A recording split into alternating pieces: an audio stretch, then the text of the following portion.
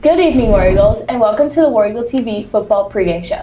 We're your hosts, Sydney Gaffney and Marley Brown. And tonight is Friday, August 29th, 2025, and we are here in Siloam Springs ready to face off against the Panthers. Yes, we are so excited. This is our first official game of the season, and this Heritage team is unlike one that we've seen in the past couple years, so we're really excited to see what they're going to do tonight. Yes, 100%. We graduated a lot of seniors last year, and we have a lot of really young sophomores that have make up for a lot of things in size and strength. Yes, we have been lacking the size that is needed to be competitive in the 7A West the past couple years, and so it's really exciting to see that we now have that size so that we can be competitive. Along with some younger starters, we have brand new additions to our coaching staff, including Coach Robert Staggs. Yes, we also have joining us as assistant coach, Guy Brown, and then joining us as the co-offensive coordinator is Dalton Pearson.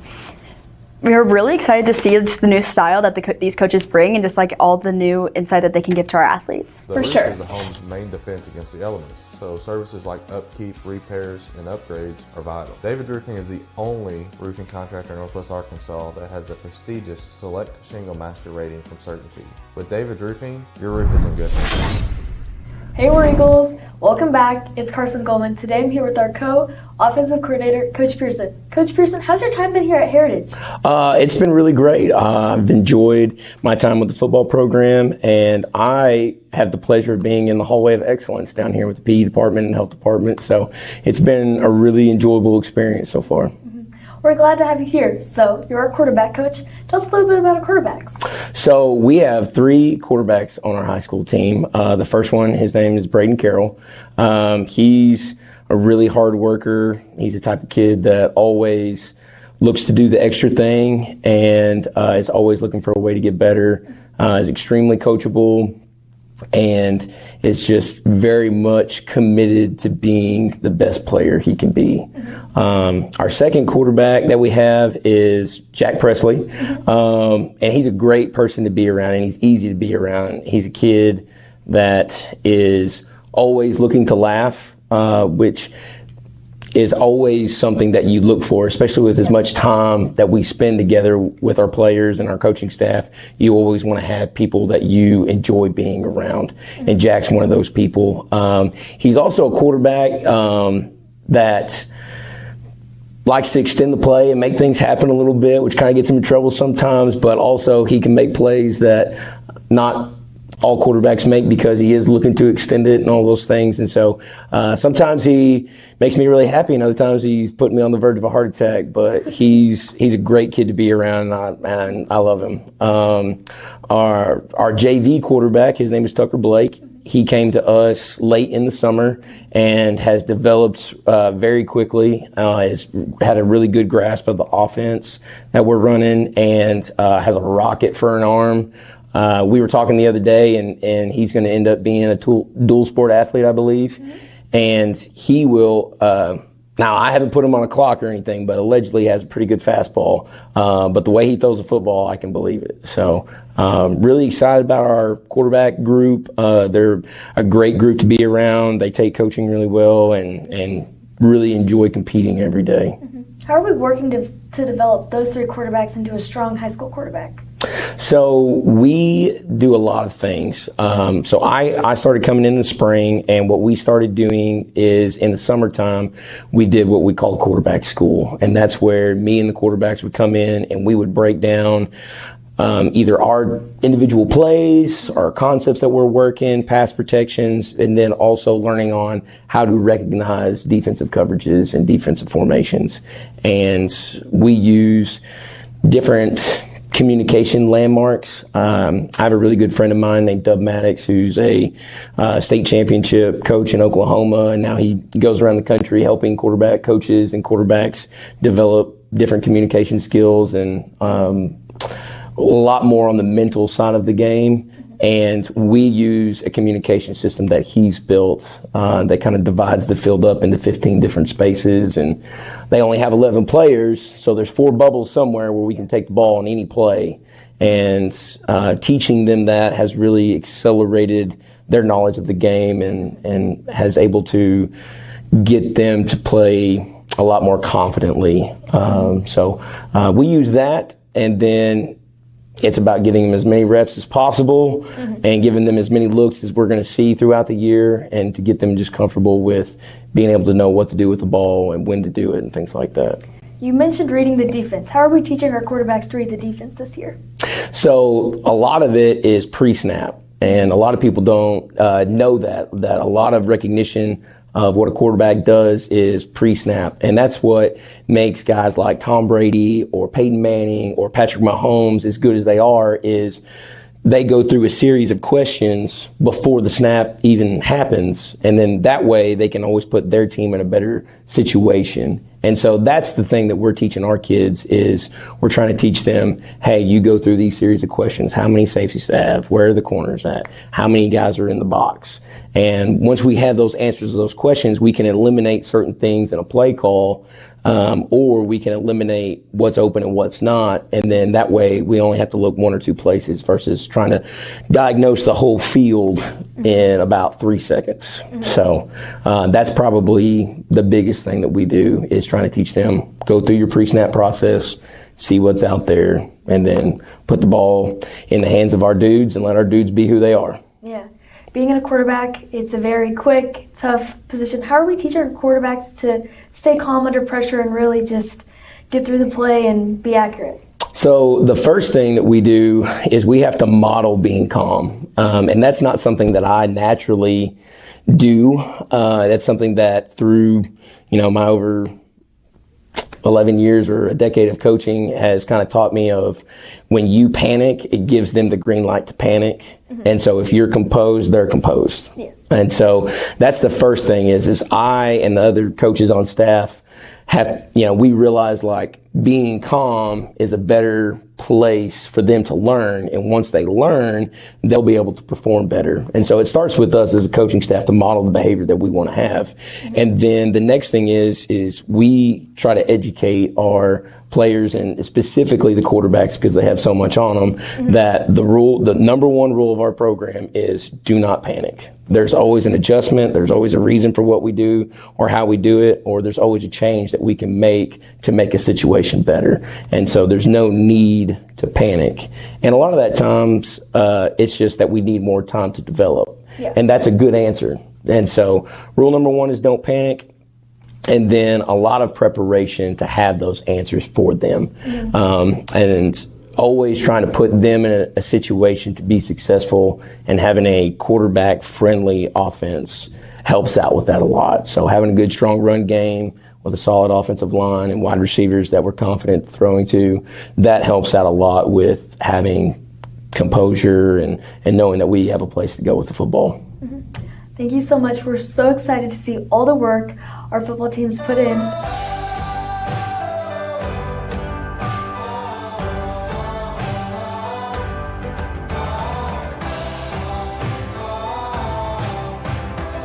First Western has been here since 1910.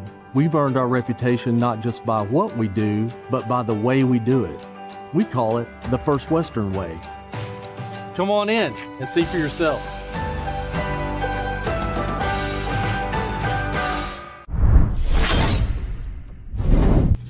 Welcome back, War Eagles. I'm Carson Coleman, and today I'm here with Parker Logan, and we're going to be discussing the football game between the Siloam Panthers and the Heritage War Eagles. Last year versus Siloam, our Heritage defense was very strong in the first half, only allowing Siloam to score a field goal. But in the third quarter, we did start falling short. So this year, our defense needs to stay strong through all 4 quarters and just keep the scoring to a minimum. On the offensive side of the ball, we are looking to take advantage early in the first half and seize every opportunity we are given. Last year, Siloam took new leadership roles and new coaching, and they broke their 27-game losing streak. But this year, we're hoping to make a change. Carson, you and I were at tons of summer stuff, like around football, traveling to different 7-on-7s, and you got the opportunity to go with them to the 7-on-7 at Siloam. What was that look like? I think it really showed, how the different conferences, how good it is to be in non-conference. We didn't get the opportunity to play Siloam Springs that day, which is sad that we didn't kind of get a preview to what Friday night's going to look like. But we still played well. Siloam played well. They played very well against one of our conference members, Bentonville West. And we're really just looking to see, what has our 7-on-7 experience from the summer going to bring over to tonight's game. Yeah. And along that same thing, you've been on fall camps and even more 7-on-7s. How has that like differed than it has in the past? I think our mindset this year has really been a different, even from the coaching staff. We really are boosting like positivity and attention to detail, and there's a whole different mindset. Last week, getting ready for the benefit game, they were just so excited and they were happy and they were yelling and they were cheering each other on, and we just have a completely different mindset. You can tell that this year's focus is really not the outcome, but it's the mindset. And I think if we have the right mindset, we can do whatever we like put our minds to. Exactly. Well, and me, myself, being a senior and being around the seniors of the team who lead the team, like just name one, number 56, Sloan Hollis on the defensive side. We've talked about multiple times about the how like in the locker room it's been super like upbeat and trying to raise people's spirits rather than tearing people down, which has been in the past. Mm-hmm. Coach Munoz really talked about how this year's a great group of kids, how the locker room's fun, how it's energetic, and our senior class this year is really a great senior class. We have lots of seniors who really put in the work, put in the extra time, and who really work with the underclassmen and our juniors to just boost the program and leave a mark for when they're not here, you know? Yeah. Well, and truly, we're all here as one team, so it doesn't matter what grade, what age you are. We're just trying to get the same goal. Mm-hmm.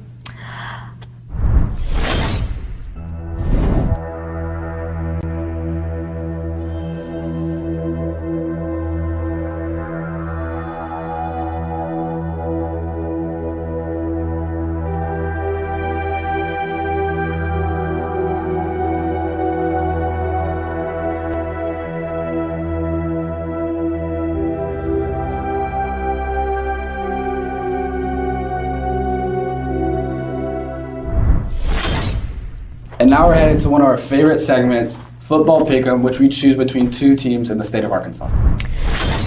And along with us, there are several other high-intensity matchups throughout the conference tonight, and you've seen a college game day pick'em, so now we're going to go into the 7A high school football pick'em. Awesome. Let's get started with Bentonville versus Tulsa Union. I'm going to take Bentonville in this one. How about you, Marley? I mean, I'll definitely have to give it to Bentonville. Bentonville has made it to the state championship game the past 2 years, and so they are just a historically dominant team. As well, they have a new transfer this year, DeQuayne Prevost, out of Texarkana. He's a 4-star committed to Arkansas, and so I just think that along with joining Blair Irvin, who's a 3-star also committed to Arkansas, I just feel like they're going to have to be the ones that are going to come out on top just because they do have that intensity and that talent, and they just have always been good, and so I think it would be stupid not to take them. 100%. And Tulsa Union, too, like, is a historically dominant team in Oklahoma, but they've just fallen on some tough times in recent years, Sure. and then they're also coming off a loss to Harbor, and we kind of seen how that matchup tends to go. So I think right now, like, the smartest decision will be Bentonville over Tulsa Union. For sure. Yes, and then moving on, we have Rogers versus North Little Rock, which is going to be a very intense game, and I think it's going to be neck and neck, but I have to take our brothers out of the 7A and go with Rogers. 100%. I believe that, like, they're both historically great teams. North Little Rock has had really good runs in the past, but again, like, they just haven't really had it in recent years. But Rogers, led by Jeff Regan, going to Air Force, Braxton Lindsay going to BYU, and just have a lot of like really good players throughout. Sure. I think they're definitely going to take this one over North Little Rock And tonight. to speak on a little bit about Jeff and Braxton, their connection is unbeatable because they are friends first. Yes. And so I just think that it's hard to beat that when you have such a good connection, and that Rogers team just really is a great, like, they're close brotherhood, and so I think it'll be hard for North Little Rock to come and penetrate that. For sure. Moving on to Fayetteville versus Cabot. I have Fayetteville. How about you? Also have Fayetteville. I mean, it's Fayetteville. Fayetteville has historically been dominant in every sport over here in the 7A West. And Cabot, I just haven't heard much about them. Like, I know their quarterback is a pitcher at OSU right now, but that's kind of all I've heard about. And so I just think that Fayetteville is the obvious choice here. As well, they have Kendrick Williams, who's the #1 defensive back in the state. He's a 3-star committed to Arkansas, as well as Brody Taylor, who's a 3-star committed to Cincinnati. And so I just feel like with those two players, obviously, and I know that they're surrounded by a bunch of other talent over there at Fayetteville. A lot of people transfer to Fayetteville just to play football. So I think that they are the obvious choice in this matchup. For sure. I mean, I think this is going to be a really competitive matchup. I mean, this is a potential postseason matchup. We're like both these teams made it through the second round of state last year. I mean, we're looking at in Arkansas like overall state preseason power rankings. We're looking at number 8 versus number 12. But yeah, I see a lot of D1 commitments from Fayetteville, and I think that they're going to really be dominant in this game tonight. I agree. And next matchup is Springdale versus Little Rock Central, and I'm taking Little Rock Central.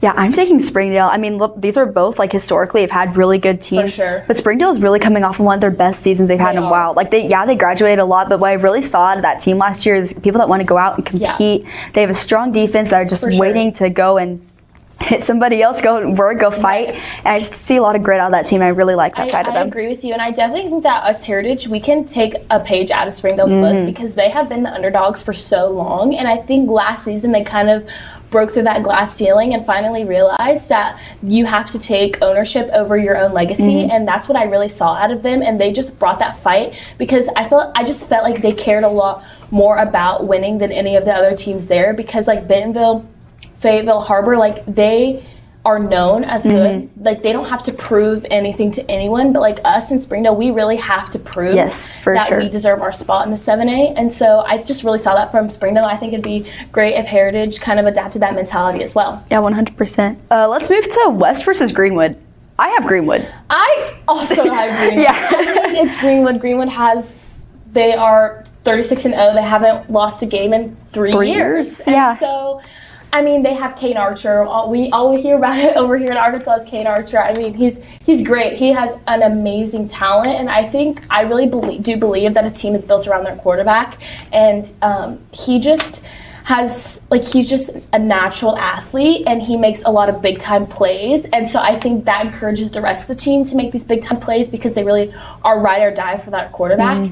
And they're just a powerhouse school. I mean, they bring the energy, they bring that mentality. And so I just think I feel like West is not one of the strongest in the 7A West. And so when it comes to that matchup and just such a strong team out of Greenwood, they're going to take the win. I mean, in Greenwood not only has Kane, but they have Cody Taylor, a 3-star lineman, going to Charlotte. They also have Champ Davis, who has offers from places like Arkansas State. Like, they have a lot of talent over there, and they just expect to win. They're going to go out there, and they're going to put everything on the line, and they're going to probably score 40 on you, and you're going to have to just take it. And, just like I was saying, they are one of the teams, that everyone knows that they're going to win, but they also go out there and prove every game that they're going to win. They don't just 100%. expect to win. They work and they prove that they are the best team in Arkansas. They have earned that title, I feel like, and they're going to keep earning that title, especially now that Kane Archer's still there. But even after he graduates, I expect to still see great things from them. For sure.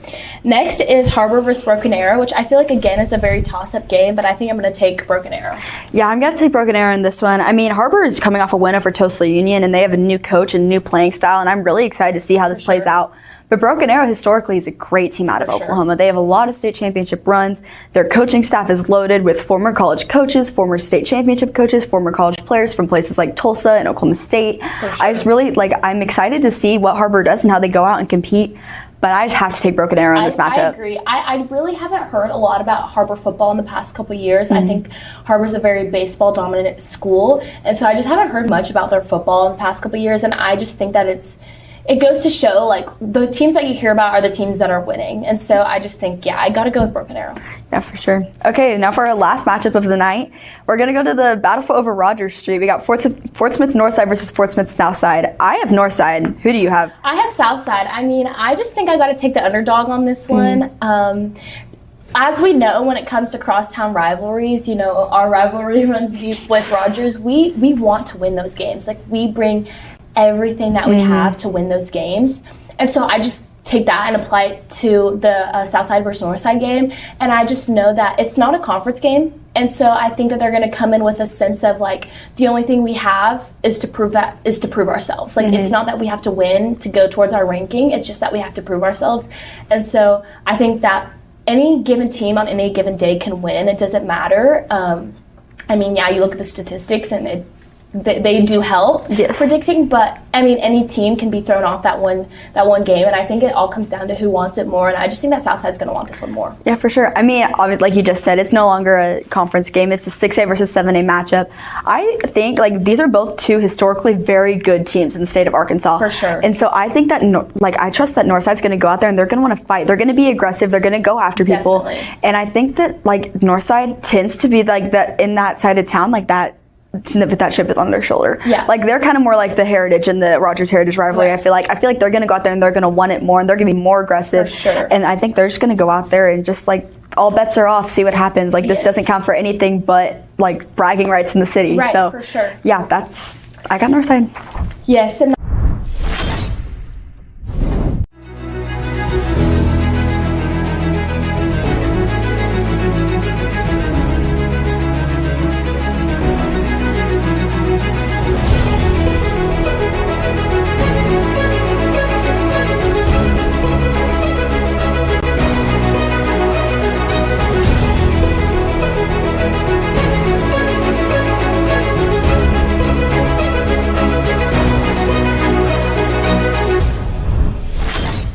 So, for tonight's matches, we have Bentonville High School versus Tulsa Union. Bentonville is the 3rd-ranked football team in the state of Arkansas, while Union is the 4th-ranked football team in the state of Oklahoma. Tonight, I'm going with Union because they have the home field advantage.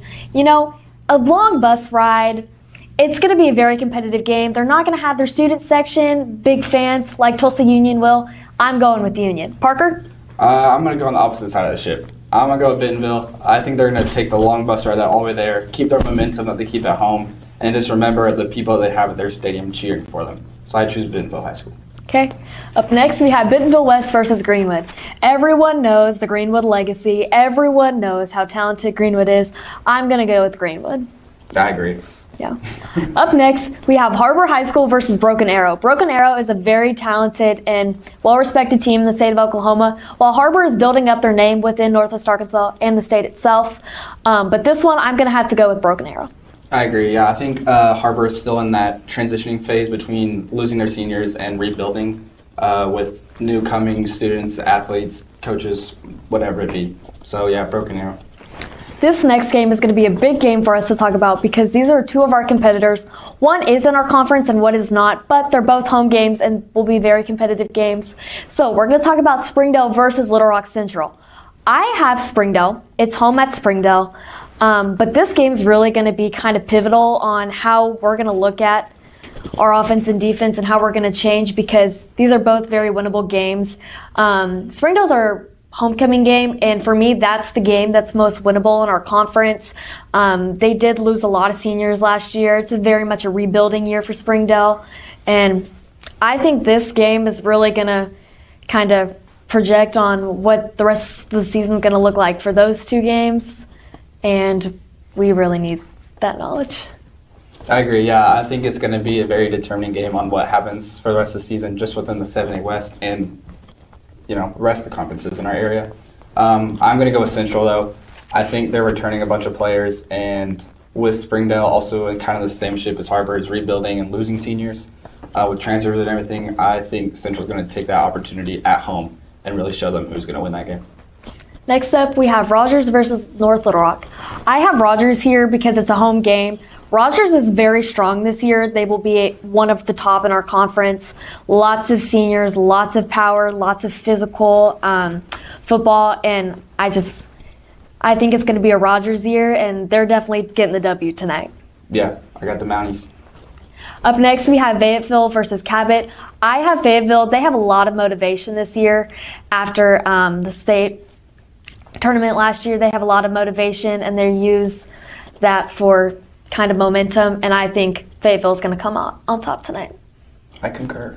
Up next, we have the battle of Rogers Avenue, baby. Rogers Avenue, with Northside versus Southside. I have Southside because it is at home this year, but this is not one of those games where you can say home field advantage because at the end of the day, you're both at home, honestly. It's like Rogers versus Heritage. I mean, you're down the road, and I have Southside since it's at home, but I think anyone could take that game. Yeah, just to honestly differ from you, I'm choosing Northside. Just so I can get a point in my tally if I get it correct. So Parker wants to argue is what I do. he's saying. Okay, well, that's what our picks are. I guess we'll catch you next week. Hey, we're Eagles. I'm Carson Goldman. Today I'm here with our defensive coordinator, Coach Profit. Coach Profit, tell us a little bit about the benefit game last week. Benefit game was great. We got to go down to Poto, and they've been such a good team to play. And they've been semifinalists before. They're real hard-nosed. They love football down there. And this time they hosted us. We've seen them the last 4 years, and they always show us right where we're at going into the season. Yeah, we noticed a lot of improvement on the defensive side of things. How have we changed in practice, physically and mentally? How have we made that improvement happen? Well, we got together as a unit in the spring and just decided to scrap everything, start over from the basics. And I'm talking like elementary basics. And we didn't want to leave any stones unturned. And we wanted to thoroughly explain everything so that they understand exactly what we're saying, terminology-wise, anywhere from field markers to, who's got this responsibility and who's got that responsibility, how they all work together. And we just built from the ground up. And in my 4 years here, this is the most confident we've been as a staff, me personally as well. And then you can see it, the players, they're not having to think a bunch, and they're playing really fast. Yeah, you can definitely see that confidence. How has the defense been showing discipline and consistency? We just preach the same things every day, just the little things. We try to keep things simple for them. Anything that has any complexity to it, we rep, and make sure they certainly understand it. Don't just, nod at us, but we really check for understanding with that. And then one thing we started doing this year is bringing guys in on Wednesday mornings as a midweek walkthrough. It's lighter, not as much pressure, it's more mental, and just check them for understanding that way and get some additional reps with them. How are we planning to keep this improvement going throughout the season and not get burnout? As far as keep the improvement going, keep doing what we're doing, and stay consistent with that. As far as burnout goes, we really make an effort to build relationships with kids. I know one of the coaches had his position group over the other night to his house. We try to love them up, especially after an intense practice. We want them to know and believe that we still care about them. Little things that we had after the walkthrough yesterday, they had breakfast, church brought that to them, did a little devotional afterwards. So just try little things like that, show, hey, we love you, we're going to take care of you. We're going to work hard, and then we're going to, love them up after that as well. How are we looking to improve our stats this year? Stats, well, we're preaching turnovers on defense. I believe that you get what you emphasize. And, we had not as many turnovers last year as we'd like. So I know one thing, Coach Sags, our safeties coach, he went and got a basketball goal, and he's got it rigged up on the stands, and so that's our turnover dunk. You get a turnover, you get a pick, turnover on downs, or a fumble, you go jam one right from the student section. So we're looking forward to doing that, so props to him for getting that going. Biggest stat we're concerned right now is going 1-0. Yeah, so lastly, per Friday Frenzy, Siloam said their goal this year was to dominate. How are we going to counter that tomorrow? Well, we're preaching toughness, and I know that everyone's got a plan until you get punched in the mouth, and that's our plan. Kind of go in and talk about our game here at Heritage. Obviously, we're taking Heritage to win. I mean, Heritage high till I die, but that can't stop us from looking and seeing that Siloam Springs is a good team. I mean, the past couple of years that we've played them, they have beat us, but I think it does go to show that we're talking about this new Heritage team, and so I think that they can really go out and dominate. Yeah, 100%. I mean, we obviously didn't get the win in our benefit game versus Poto, but we saw some very promising things. Our defense looks really good. I see some promising things in our run game, and I'm just really excited to see whoever ends up in that quarterback position tonight, whoever they're going to go out and they're going to lead our team. And I think that there's a lot of potential for us to come out on top in this game, and I'm really excited to see what they go out and do. Definitely, and I think that last year, we did lose a great quarterback in Dominic Castaneda, but I just don't think that he had the offense to protect him and to run those plays. but we do have the offensive line now, and we have those big guys. And so I think that whoever they put at quarterback should take that and really capitalize on that. But let's just talk about a little bit of last week's game at Poto. I personally wasn't there, but I know you were, so can we go into a little bit more depth on that? Our defense looked great that game. There's a lot of stops. Honestly, the biggest thing that hurt us was ourselves. We had a lot of penalties that came at bad times, and so I think if our players stay disciplined and stay within, we had a lot of people jumping off the sides, a couple of face masks that hurt us, and I think that kind of just comes with the young team that we have. For sure. I mean, they just don't have that discipline instilled in them yet, and I just know that they're probably out there and they're excited to go play, and with those jumping off sides calls, they're just excited to go get after it. But like you said, it does hurt you. I mean, penalty after penalty, and building those up can hurt you. And so I think that I'm sure Coach Munoz in practice this week has been like, hey guys, we need to tighten up on those. But yeah, I mean, it's the same thing. I was talking to some of our boys after the game, and it was just go back, watch film, see what you can learn, iron out the wrinkles, and then we'll go next week and see what happens. And they have a very, very competitive matchups for the next few weeks, and so I'm really excited to see, just look at, hey, this situation, there's certain times you can get away with some of those penalties, but, whenever you're in the red zone and it's a goal in 6, and then you have a face mask that breaks down to a goal in 3, that's a very different situation. And so I think it's just making sure they stay disciplined, they see what they need to do, and I trust that they have gone in and practiced and worked very hard this week. For sure. And I'm really excited to see what they're able to pull off tonight. I'm really excited to see it. And I we were talking about in our pickums, we honestly have nothing to lose anymore. We have that chip on our shoulder, and I'm just really excited. This is our last year here, and I would just love to see a dominating football season for the Heritage 100%. I mean, that's not saying we have to go out and win every game, but I think that it would be nice just to have that fire back in Heritage, because I know that a lot of us in the senior class, we really try to push that fire, but a lot of people just think that well, we're Heritage, it's whatever, but that's not true. Every single player on that football team, every single student here at Heritage, they deserve for people to back them up. And so I think that once it comes, football is, everyone looks at their school for how they can play football. And so I think that we have a really great chance here this season to finally, start building up our image brick by brick, and I know that Coach Munoz has the heart and that he's going to put in the effort to those players along with our new coaching staff. And I think that even Coach Staggs coming from Kirksey, I think he's kind of going to get a little bit of a culture shock here, because we genuinely have to fight for everything that we have. And so I'm really just excited and I hope that our football players have that mentality instilled in them to fight and build brick by brick. And so I'm just honestly excited to see how the season goes. 100%. I can't wait. These boys won it. I won it. It's going to be a great year. It's going to be a great year. Go War Eagles. Hey War Eagles, I'm Carson Coleman. Today I'm here with the man, the myth, the legend, Coach Williams. Coach Williams, tell us a little bit about our offensive identity this year. So our offensive identity this year is we really want to be a physical football team. That's kind of what we focused on first. Making sure that we are what you would call getting it in the trenches. Really making sure that the offensive line is pushing forward, and we would definitely want to run the football and be successful at that. If we can run the football, we can definitely open up the pass game. How have we changed our offense this year to match our strengths? It takes time with our coaches and our coaching staff. We definitely sit down.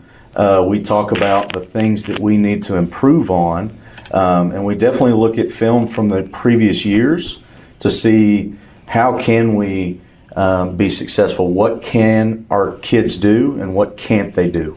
And we definitely focus on the things that we can do, and the things we can't, we scrap it and move forward. Who's really stepped up this year? I think there's a couple kids in my head. Senior Jake Stout, he's really stepped up in his offensive role, and he's really starting to understand our playbook pretty thoroughly. So I'm pleased to have him really taking a better role in this. Number 2, Camden Isabel. We're definitely glad to have Camden back. He is shifty. You get him the ball in space, and he can definitely make some things happen. So we're glad to have him come back. What are we doing to build the team trust and chemistry this year? Trust and chemistry definitely starts with relationship building. I take pride in building relationships with all my players, and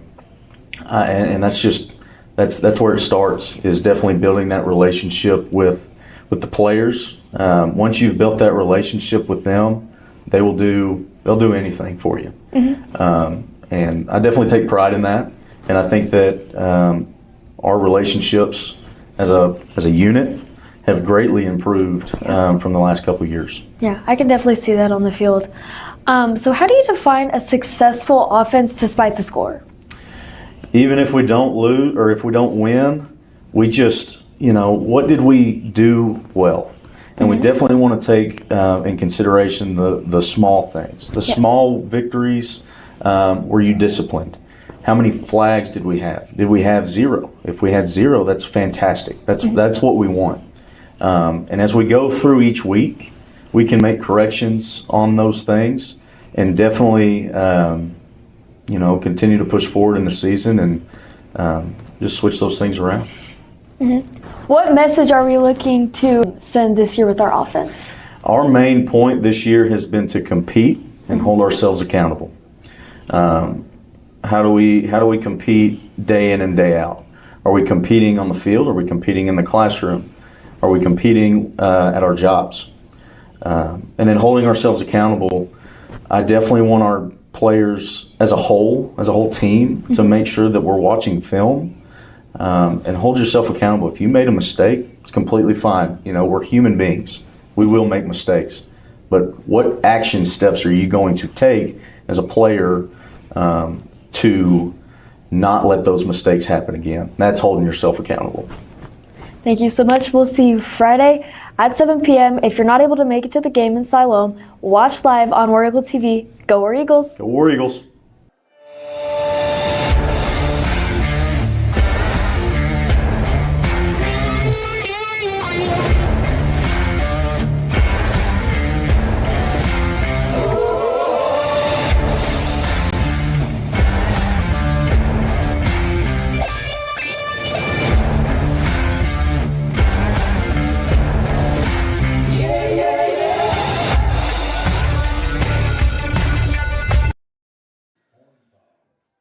And good evening, ladies and gentlemen. We are live in Siloam Springs. We had a great halftime show there.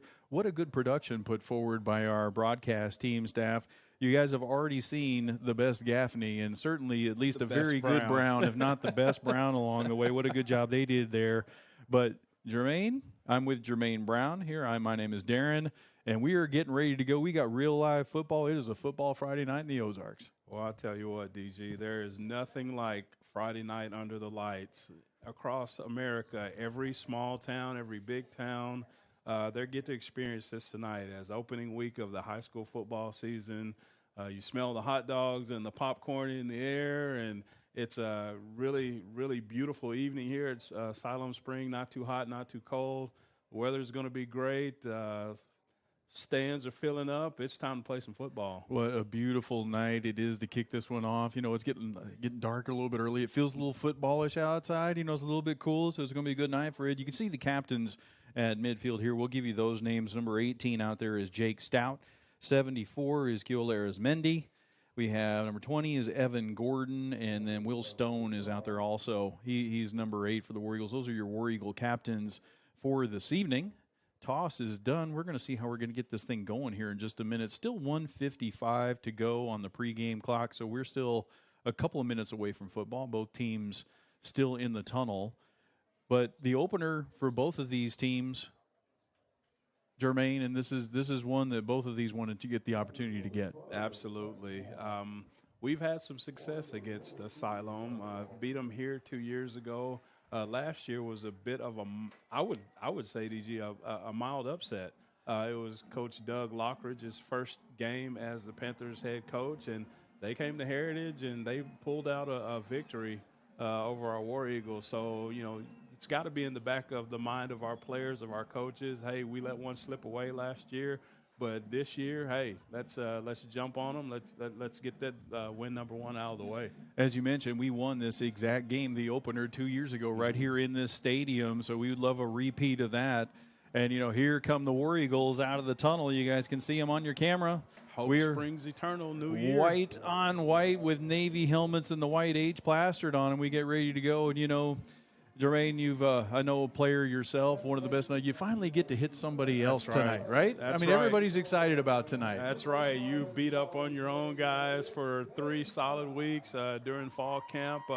Had a little preview of what we looked like against Poto last week, but now it counts. This is 40 minutes between the lines, counts towards your season, and hey, I'm ready to go. I'm fired up, DG. I mean, how can you not be? I mean, it's this is a high school atmosphere, and you look around the facilities that we play in, always amaze me. Look what Siloam Springs has done here, and oh, by the way, they're doing Enter Sandman as we're talking right here, and they're about ready to bust out of the 10 over there. Just an incredible atmosphere. Obviously, we take our football pretty seriously in this part of the world. Here come the Panthers.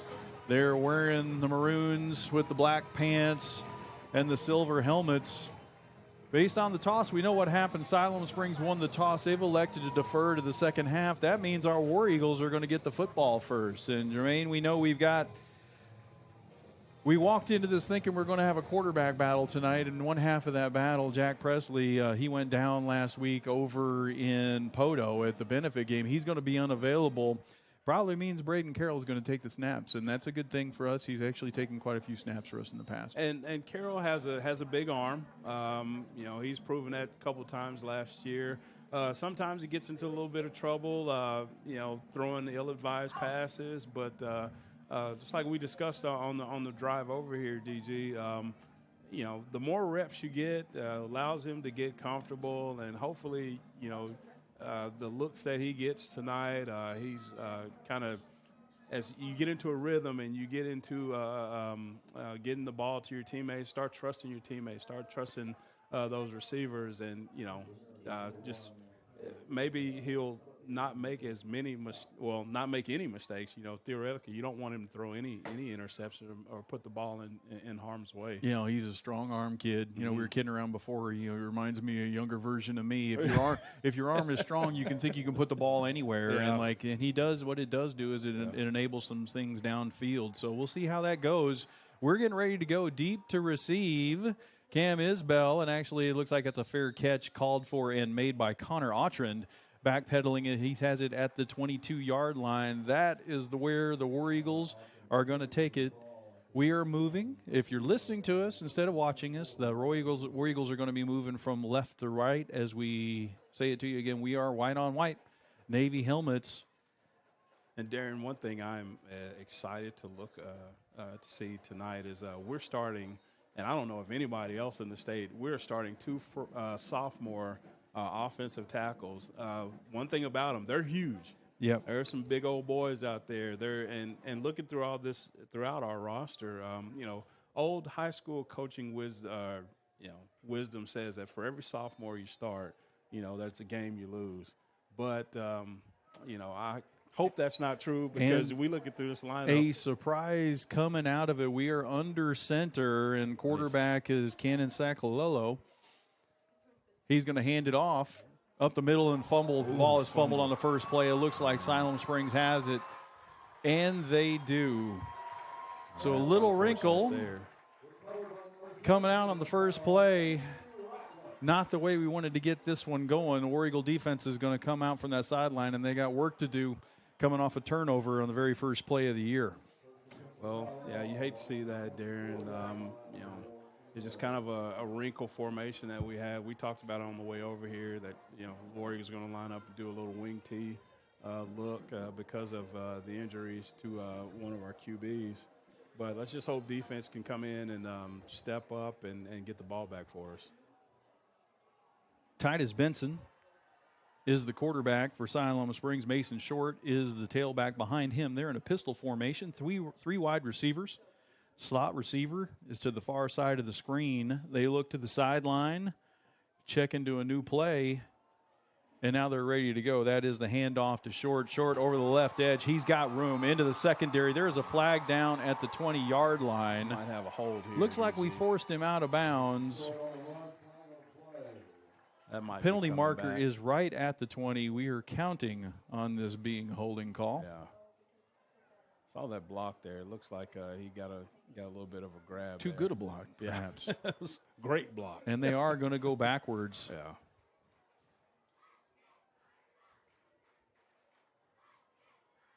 One thing we also discussed, Darren, is we have to play clean. I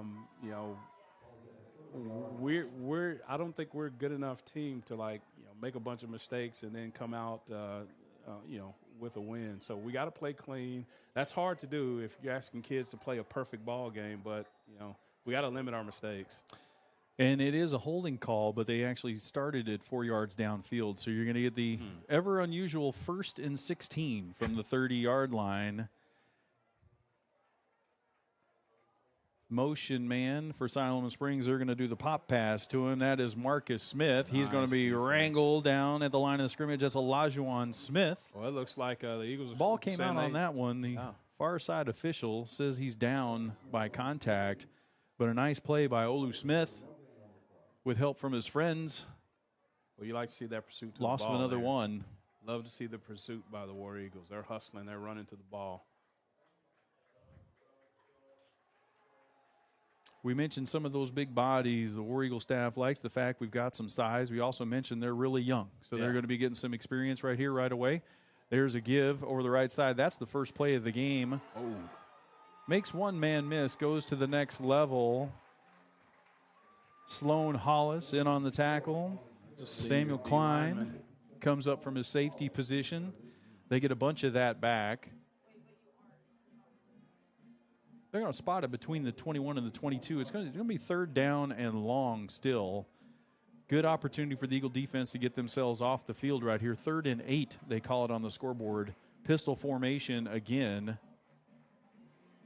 Quarterback is Benson. Same play. War Eagles a little bit better, but missed tackle, and he's into the secondary. Going to be wrapped up and down by Gibson Ricketts. Not before he crosses the 15 down to the 13-yard line.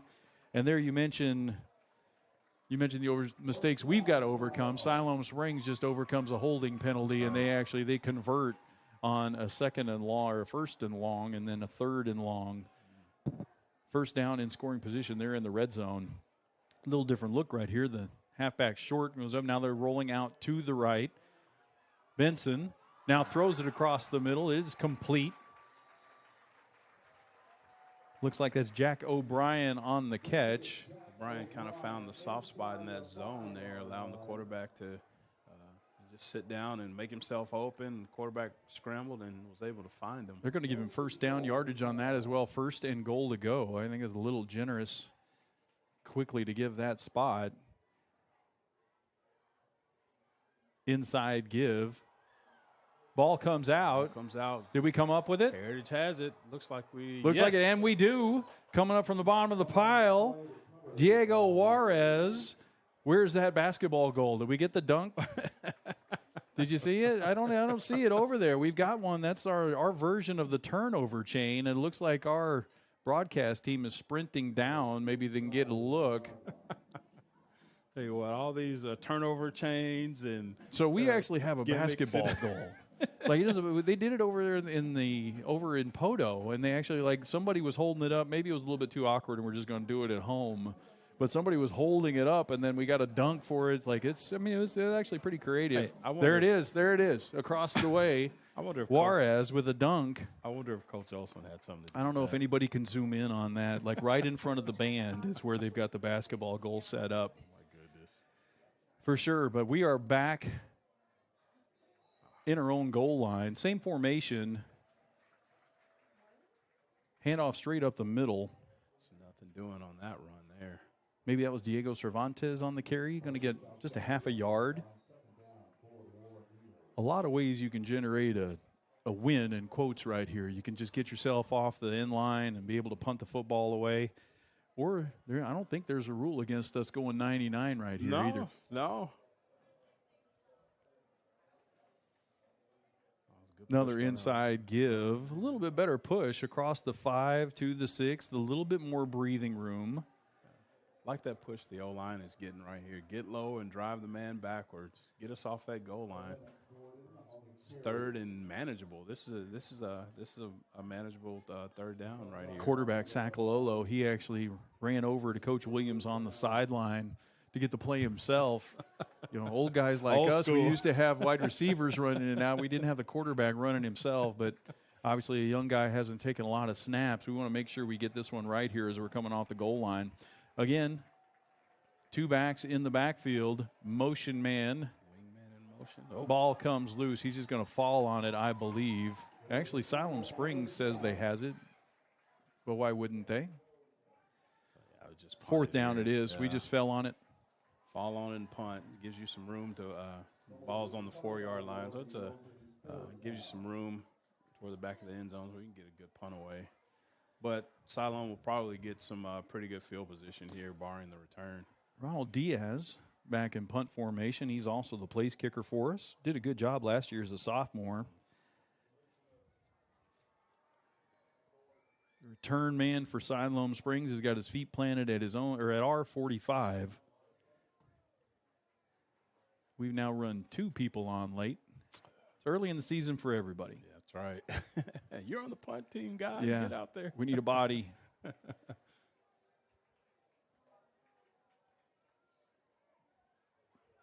End over end. High kick.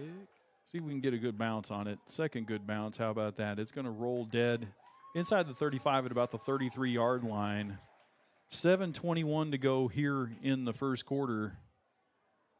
Coach, could have been a lot worse scenario from where we were. Siloam Springs 1st and goal for sure. Absolutely, and you love the way the defense bounced back. You got a turnover, a fumble. You lose a fumble the first offensive play of the season. You know, defense. I like to call them shock plays.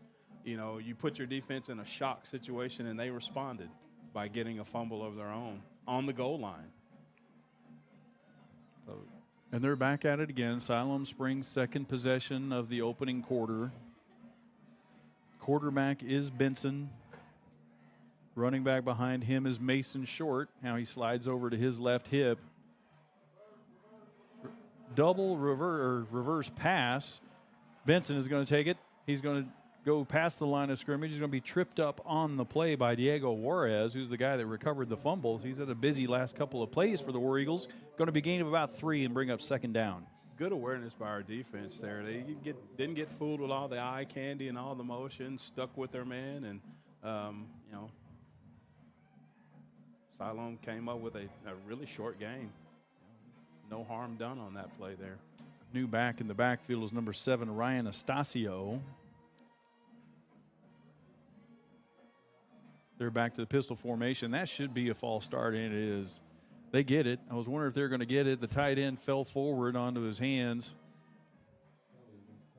2nd and 7 is going to become 2nd and 12, and hopefully we can take advantage of that. That Stuart Schwaniger that jumped that time, the big tight end, big senior tight end.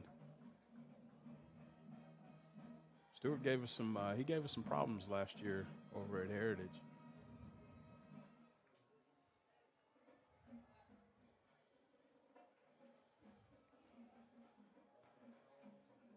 Fake it and roll out of it.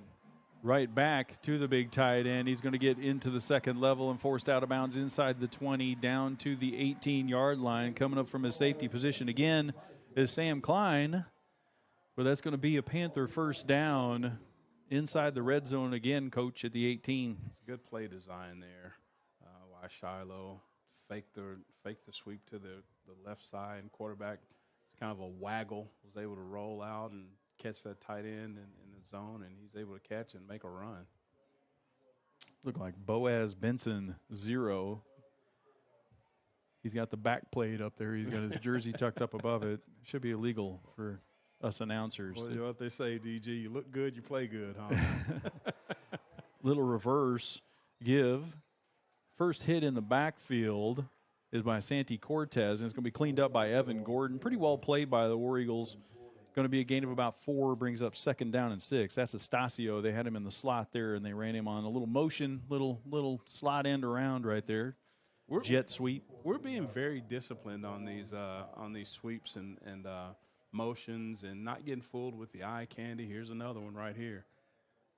Just a straight give to him right here, Estacio.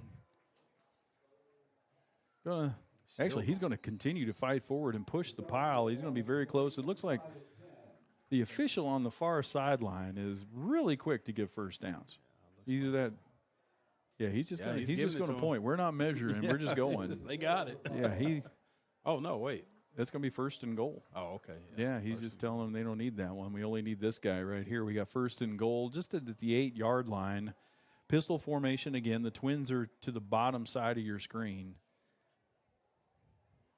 Short, the running back again, and they give it to him in the middle. Spins around, makes a man miss. He's going to be short. I believe Sam came up and got him. He's going to be just short. It's going to be second. And, now they're going to give it to him. Give him the TD. Very delayed call. I do think he was short. Sam came up and spun me. Nice strong run by Mason Short. I'd like to see the replay on that. Maybe he got. I do think Short was short. His knee or Do we have a replay on that? His knee was down before he crossed that goal line. See if we get our crack staff, producer extraordinaire Vivian Miller, who said is currently unavailable and no fault of her own.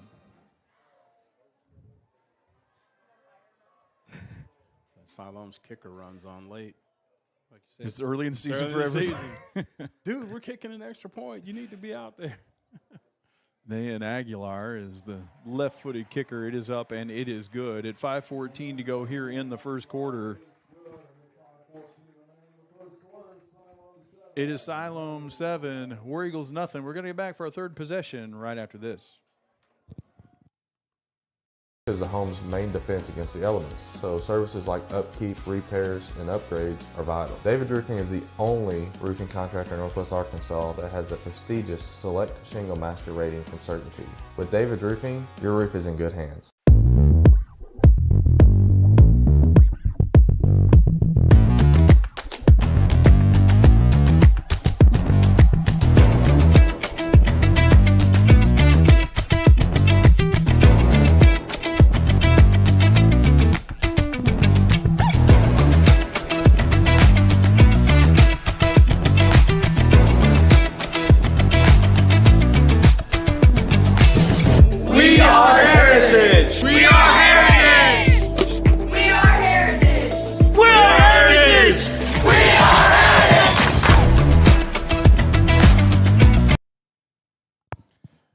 And we are back here at Siloam Springs. War Eagles set to get it back. Short kick.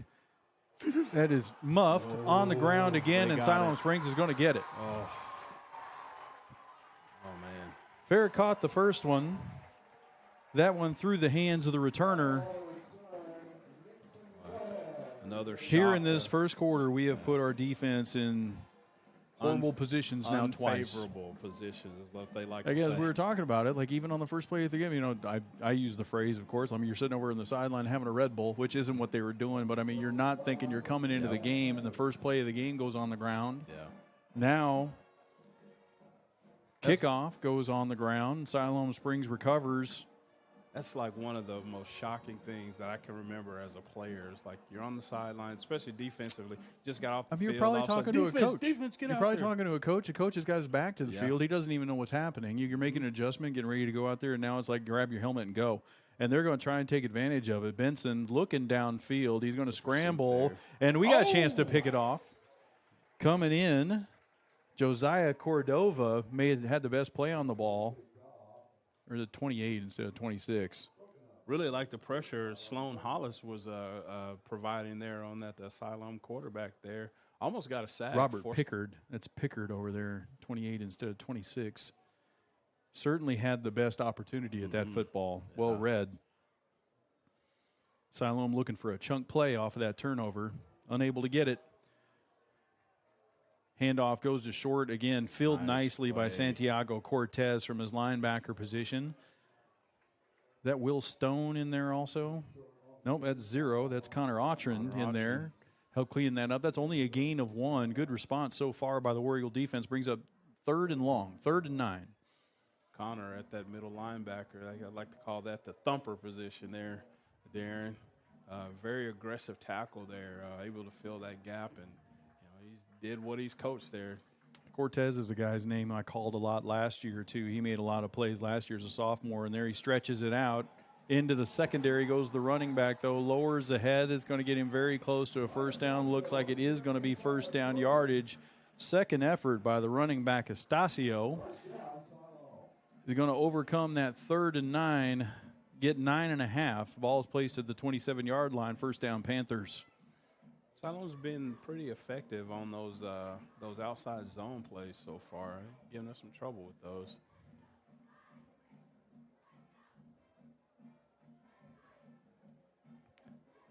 Both of the tailbacks in the game right now. Short to the right. There's the handoff to Estacio. War Eagles stretch it out. He's going to be hit in the backfield. Fight forward. That's Gibson Ricketts. Defense still pursuing to with some help from his friends. Good run fit there by the linebackers. D-line was able to get off their blocks and flow to the ball there. Good job, defense. We sneak our way under 4 minutes to go here in the opening quarter, and the War Eagles have barely had the football. 3 possessions, but only 4 plays. Rolling left is Benson. He's got a man that's short. Coming up from the safety position is Stout to make the tackle. Going to be right at the marker again. If pass history, yes, he's already waved him on. Of course, it's a first down. I don't know who this guy is. He's like, yeah, you got it. His last name might be First. Yeah. Like he loves first down so much. He's immediately getting those guys in motion over there. But it is a first down inside the red zone again for Siloam Springs. And Jermaine, it feels like right here we need a big play out of our defense. And you hate to feel like, hey, this is a turning point in the game so early in the game. But, yeah, it kind of feels like it right now, Darren. Estacio to the right. Well played by the War Eagles. Who's at the bottom of that pile? Nice. That, again, is Ricketts. Squirts away from him just a little bit. It's cleaned up then by Diego Juarez, who's made a couple of plays. One thing you can say about our D-line so far is they are – especially on these early downs, they are resetting the line of scrimmage. I mean, that play there, when they came off the ball, they pushed that Siloam offensive line back, and that's what you want to see. You want to see our D line reset the line of scrimmage. When they snap the ball, the line of scrimmage is 2 yards where it was supposed to be. It's getting a good push right now, guys. Keep it up. And, we mentioned some of that is the size that is here that we haven't had in the past. Oh, nice. Oh, Lajuan Smith is going to wrap him up right back at the line of scrimmage. I'm probably not going to get a sack because it's going to be a gain of 0. But great pressure right there. Also 77, that's Brian Granados. He's one of those big sophomores. That'd be a 6'3", 295-pound sophomore in the middle of that defense. That is a big, big dude. Gil Arizmendi, 6'4", 290. And again, that's the size that we have lacked. There's a flag down on the play, ineligible. They're going to pick it up. Yeah. Decline the penalty there, take the loss of yardage.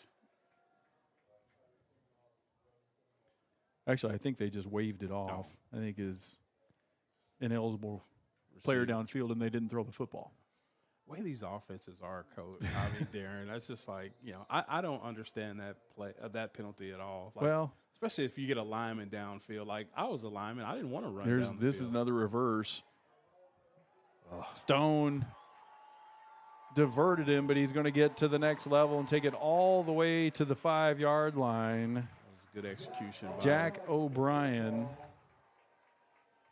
on the carry, and they overcome another long yardage situation. It's going to be first and goal at the 5. That was good execution by Siloam's offense. The War Eagles are going to take a timeout, and I think, honestly, Jermaine, like it's like there's a fatigue factor here. You've been on the field a long time, so you're giving them a little blow here, just a chance to kind of hit the reset button just a little bit. But I want to comment on something that you had said too about resetting the line of scrimmage. Where it seems like we've gotten hurt is on the edge. Mm-hmm. Like we haven't been hurt like right at us down our throat. And there's another one that just was able to get to the edge on us. But that's another factor too, Darren. I mean, if you can get a defense running side to side, that wears them out quicker.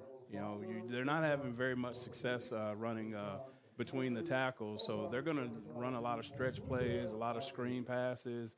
You get your defense chasing in chase mode, that starts to wear on you as the game goes on. First and goal from the 5. Want to give a shout out to Coach Tom Olson, who's supposed to be in this booth tonight. They're dealing with a a little family emergency that we know is going to be all right, but he's something he had to take care of. So we're thinking of you guys back there, Tom and Karen. I think he had something to do with that dunk, that basketball. I mean, I don't know. He may be recruiting if he's not careful. I think that's where that basketball is going to live at home as well. So that's hopefully, one of the coaches, as I talked to Coach Munoz before the season, like one of their points of emphasis is turnovers on defense. Mm-hmm. And the old famous line, like, what you emphasize is what you get. So they're going to talk about it a lot. Sherwood feel good right here. Wildcat formation for Siloam Springs. The quarterback now, Benson, goes in motion. They're going to hand it to the young man, Jack O'Brien. They took it down to the 5. A little counter action, again, on the edge of that War Eagle defense. 2:01 to go. Siloam Springs 13, War Eagles nothing.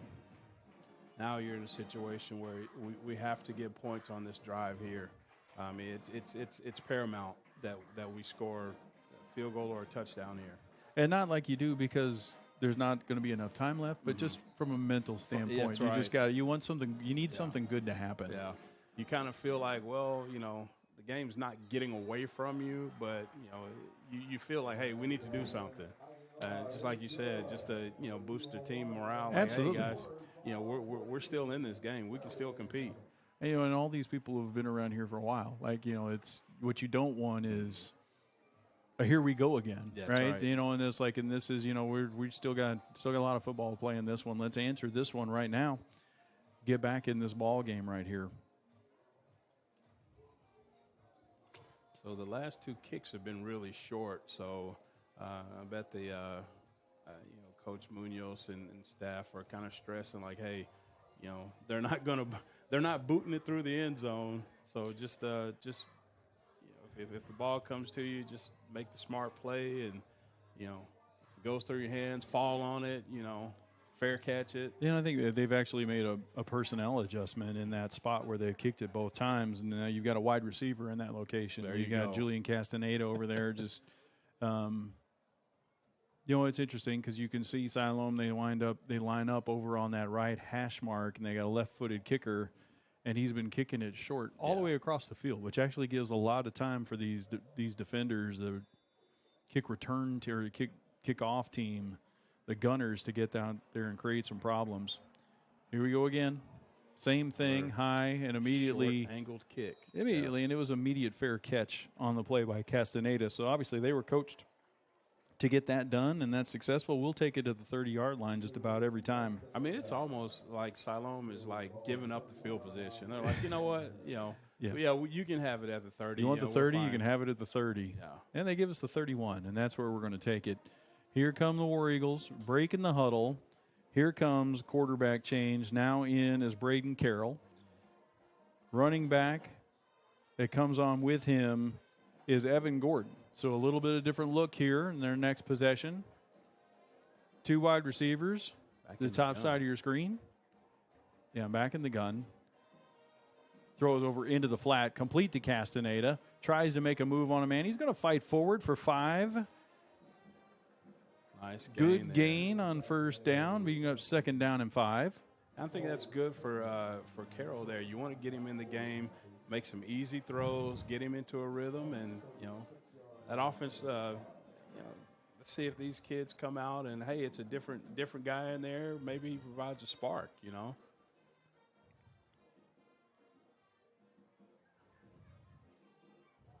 But getting into a rhythm is paramount for Carroll right now. Noah Walker's a receiver to the bottom of your screen. Castaneda's in the slot. Backfield is Carroll.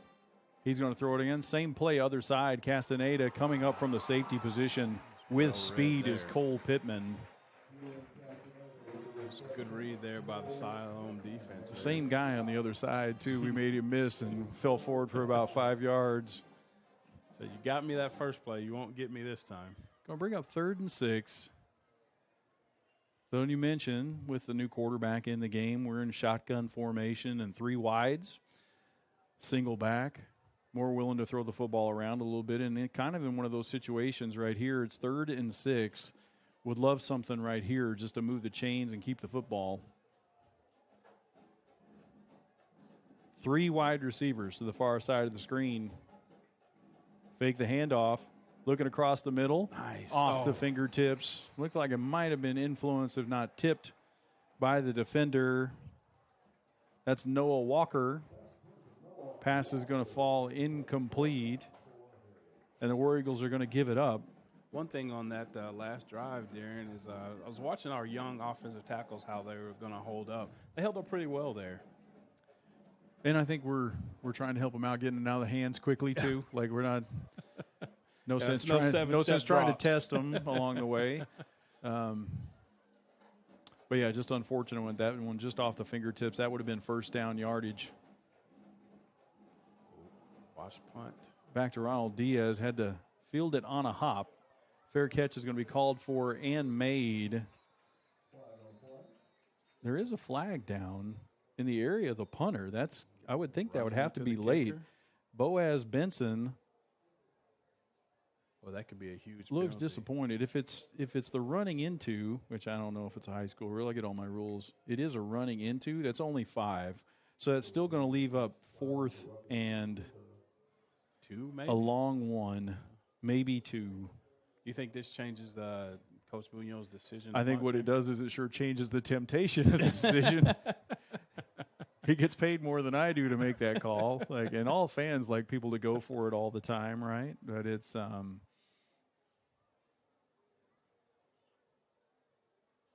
yeah, it's going to be it's a long one. We need the 41 where the sticks are. And the War Eagles have not made a decision. Siloam Springs they don't believe us. They're getting in a defensive forward. It looks like we're gathering the offense to come back out here, Coach. And I actually do like this. Because what we've seen from punting the football, if you gain 20, 25 yards worth of field position right now, I'd rather keep the football. And I think whatever the odds are that we keep the football right here, I will support Coach Munoz in this decision no matter what happens. How about that? They always say, like, you have to play the percentages, right? I mean, sometimes you just throw the numbers out the window and just, go with your gut. And, hey, show your kids that you believe in them. And go get a yard. That's right.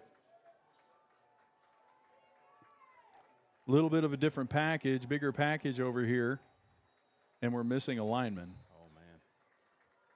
First game of the year. Can only say that for so long. But you see one of those big sophomores, 64, Carrillo, was the one with his hands up in the air going, hey, nobody, I don't have a guard next to me. And so certainly call timeout because this is one you've got to get right at 4th and 1. You don't want to play that one with 10. You don't want to challenge yourself and only go out there with 10 guys. Especially you don't want to play with a lineman short. Yeah, on a short-yarded situation. But you see they went with some bigger bodies. Like we're going to be stacked up on that right side once we get the right guard in there. A little bit of a different formation. It was still Carroll and Gordon. So on this, with this 4th and 1, what do you think would be the call? I mean, I like the idea of running behind that big one of our big tackles. I do too. I mean, I think you've worked with these kids enough. When I say you, the coaches, you know which side of the line you like. You know which guys can probably give you the best push. I haven't seen Siloam Springs dominate us up front. I'm fine with putting the ball in the belly of Evan Gordon right here and just saying go get a yard. That's right. We got some size. We got a gap over here on this right side. That's where all of our bodies are too. Motion man. And Siloam Springs blows it up. As we talk about it, they had 3 guys in the backfield. Well played by the Panthers. That was almost like you could say that was kind of a miscommunication there between our O-line. It's just like when guys run that free, especially a D lineman, I mean, there's got to be a communication issue there. And it results in a loss of 1. And I still do not believe we have run a play from the other side of the 50. Siloam Springs gets it again. But this is their worst field position of the night so far. Short goes out in motion. Again, trying to take advantage of it. Benson back to pass. Now he's going to pull it up and run. Breaks 2, now 3 tackles. Coming up from his safety position. That ball's on the ground. They're going to say he's down. But it's Sam Klein again coming up from his safety position. Following a big gain all the way down to the 23-yard line. It's another first down for Siloam Springs. stadium light issue here. Stadium lights aren't on. We are going to need those.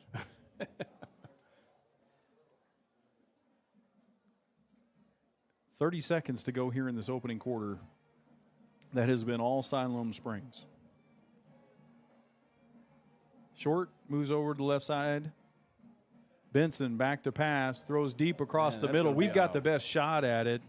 Samuel Klein. Got to take advantage of that. That quarterback put that ball in harm's way. You got to come up with a play there. He had the best opportunity at it off of his fingers and falls harmlessly out of bounds. 2nd down and 10. 15 seconds to go here in the first quarter.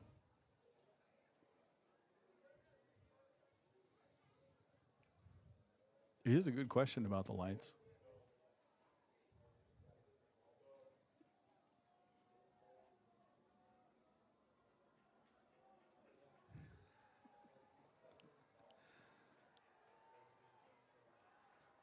Pistol formation. What's that there? And that's a delay. Delay of game.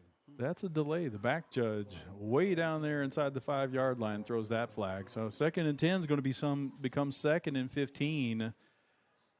So again, JB, we talk about an opportunity to get off the field here, an opportunity for a big play.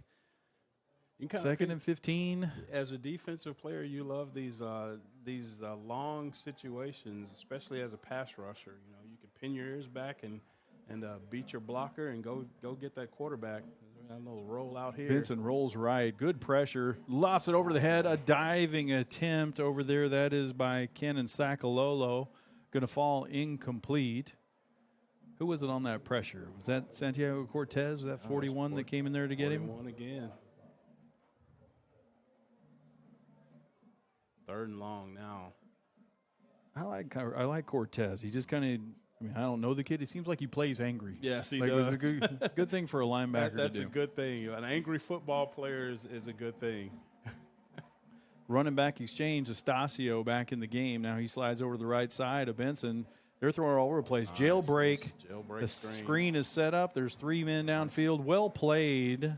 Evan Gordon going to make a tackle. Also really well played out there by 28. That's Robert Pickard. That was a very well executed play by Siloam too.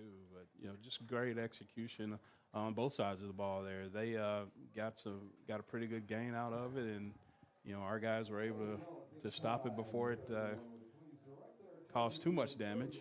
That is the end of the first quarter. It's going to bring up 4th and 7 on the other side here. We'll pause for just a moment. We'll be back in Siloam Springs right after this. Is the home's main defense against the elements, so services like upkeep, repairs, and upgrades are vital. David's Roofing is the only roofing contractor in Northwest Arkansas that has the prestigious Select Shingle Master rating from Certainty. With David's Roofing, your roof is in good hands.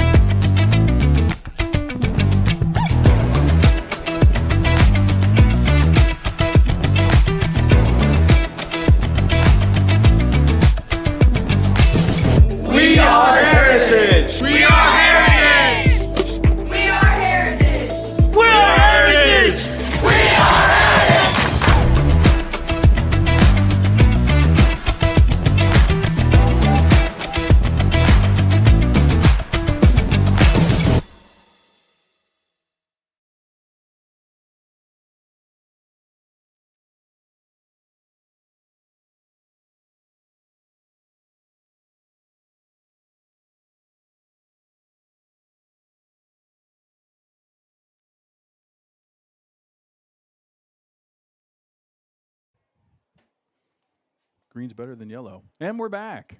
And we still have no lights on. That's going to be a problem. It could be a problem. It actually looks pretty good. Like if you're looking at it on the screen, because the camera lights it up a little bit, it's actually getting pretty dark out here. Yeah. And here we have 4th and 7, a big opportunity for our War Eagles. Siloam Springs is lined up like they're going to go for it. 2 things right here. stay on side, coach. Don't jump. And then find a way to make a play. Benson, he's rolling to his right. Up comes the War Eagle linebackers. He's going to fight through, break 2 tackles, and fight his way inside the 10. First down, goal to go. Sam Klein's going to get a piece of another tackle. Cannon Sakalolo in there as well. There's a good play design there. They gave the quarterback a run pass option. No guys open. He's going to tuck it and run, and got a pretty good little gain there. First and goal at the 9. Got him out in space for sure. Another different look here. That's Boaz Benson. And now the quarterback, Benson, is in motion, but that's a wildcat formation. He's running all the way. Runs into a wall. I believe that's Gordon at the bottom of that pile, and it was. And then he got hit at the 5, falls forward for 2 more yards to the 3.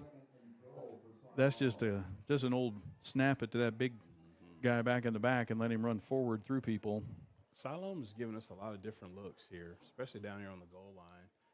We've seen them run the wildcat. They've kind of a 3-tight formation here. Looks like that's what they even more big humans. Yeah. Schwaniger's up there in front of him, and that's the big tight end Benson that's taking this snap. Would expect him to get the football here. They're going to fake it to the quarterback, and good. There he goes. They moved our line of scrimmage back all the way to the goal line, and he just fought right through it. That's Boaz Benson. Touchdown, Siloam Springs, and just like that, we are in a 3-score hole here early in the second quarter. That was a physical run there by the tight end out of the wildcat formation. And you see it in just a little bit of eye candy with the quarterback going in motion. You know, it's just a half-hearted fake just to maybe get a linebacker a half step one direction, and while that was going, literally pushed us back 3 yards to the goal line. Extra point attempt is up and good. And it is all Siloam Springs. And we desperately need an answer right here. Got to have something good happen offensively. Need to play some football down in their end of the field. Now you're in the situation where, you know, hey, this game is starting to slip away. I mean, I know we have 10 minutes and 35 seconds left to go in the first half, but you're in a situation where offense, I mean, it's either now or never. You know, we need a long drive. We need to put some points on the board because if they get the ball and score again, and you know the score stays like this until halftime, we're coming back in the second half with a continuous clock.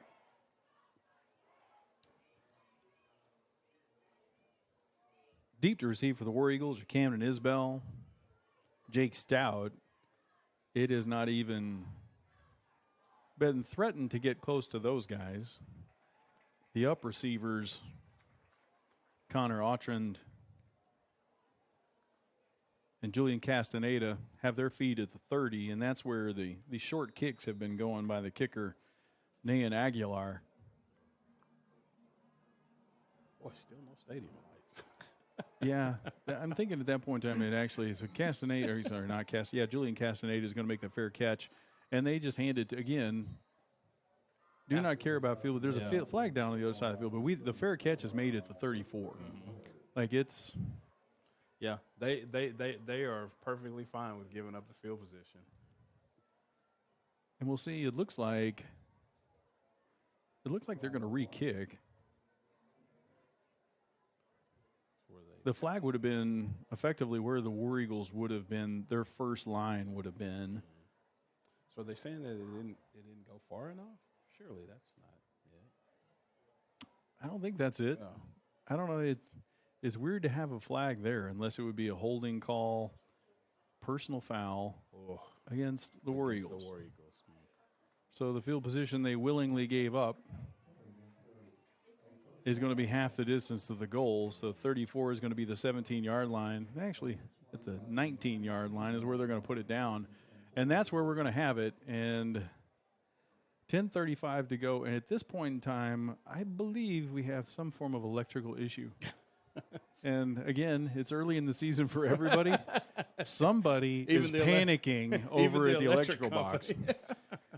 It's Friday night under the clouds. Carroll's back at quarterback again. Fake the handoff, throws it into the flat.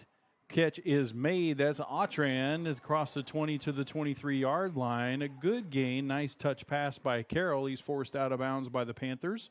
But a gain of 4 brings up 2nd down and 6. Getting Braden Carroll comfortable, easy throws.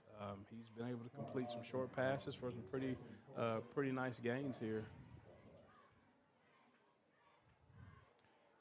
Warrigal receiving core, you can see right there. Jake Stout's heading the other way. Julian Castaneda is going to be the slot on this side. Down at the bottom of your screen is 86. Noah Walker, listed as a tight end linebacker, but we've had him split out the entire night. Motion man is Diego Cervantes. Inside give to Gordon. Little jailbreak by the Panther defense. 2 people met him, and Gordon ran right through him. He's going to get 2 or 3 more, going to bring up 3rd down and 3. Nice run there by Gordon. Got to find something that works on this drive here. Feels like, you just need to move the chains. Like, you've got to keep the football. Mm-hmm. It's like it just seems like our offense hadn't been able to find its footing yet, and find something that works. Maybe we're really good at playing in the dark. This might be. It might be. We've been practicing at 6 a.m. Maybe this will be. It's a new plan. 3 wide receivers down to the side of the field. That's Castaneda, Cam Isbell, and timeout going to be called by the War Eagles again. Big down here. That's going to be it. We're out of timeouts here in the first half. But, Jermaine, as we've talked about, like, you hate to put too much emphasis on a play or a possession. You don't want to give the football back here. Yes, absolutely. Because they get the ball here. You force a punt. It's probably going to be a short punt. They're going to get good field position. And, their offense, they've been able to move the ball. They've found something that works. So they're using those outside zone plays, the little quarterback rollout, dumping it into the flat or dumping it to one of their tight ends in the zone. It's been really effective.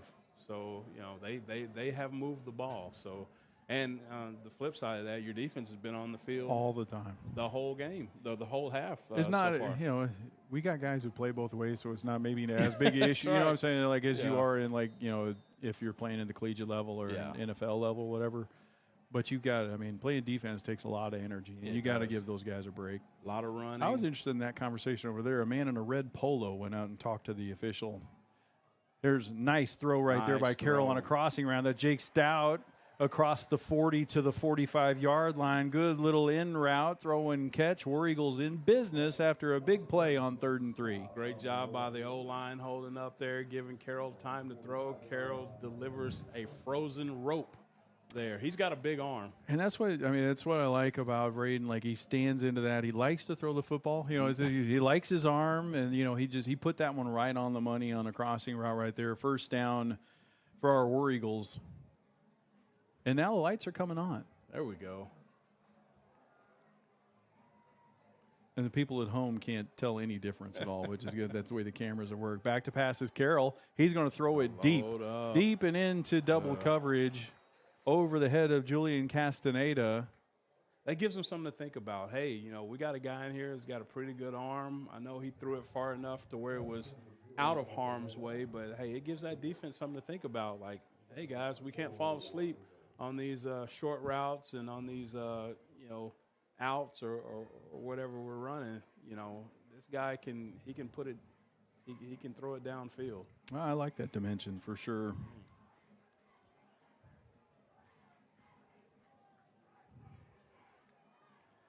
O-line is holding up really well.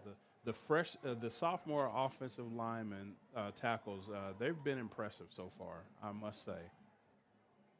There's a give to Gordon. Hey, 2 linemen out there pulling in front of him. He crosses midfield and fights forward. Nice run by Evan. Good block by the offensive line out in front. That's a gain of 9. That Wesley Wiebert, number 71, he was out there pulling on that play. Hey, one thing about linemen, I like to look at their feet. That young man has some pretty good feet. So, this lineman, that is your left tackle. Yes. That is out pulling in front of that on a sweep on the right side. So, I mean, and it's a sophomore. Again, a 6'5", 230-pound sophomore that's out there. So you know what they think of that kid and the kind of feet that he's got. Yes. Because that is not the most direct route to get to, to get to the far side line of scrimmage. Nicely done. Second and short.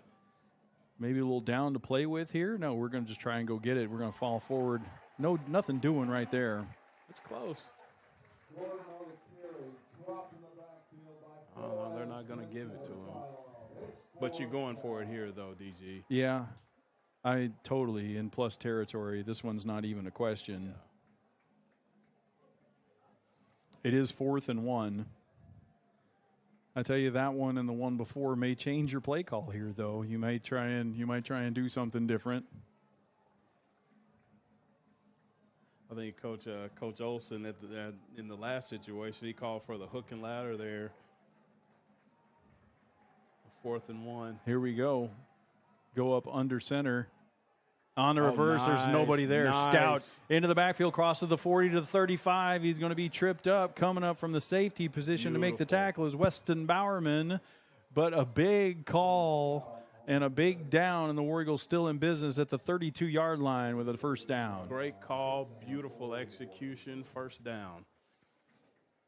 And there's danger in that one, Coach, when you start running sideways on 4th and 1. Nice call there, though. They got the edge. Siloam Springs obviously was thinking exactly what I was thinking, that you'd be looking up the middle. Nice adjustment by the coaching staff and good work getting Jake Stout in space out there. Man, in motion here. Oh, they're going to throw it to him. Nice. That's behind. That's a lateral. Nice catch. There's Isbell. They like what he can do in open space. Makes a man miss.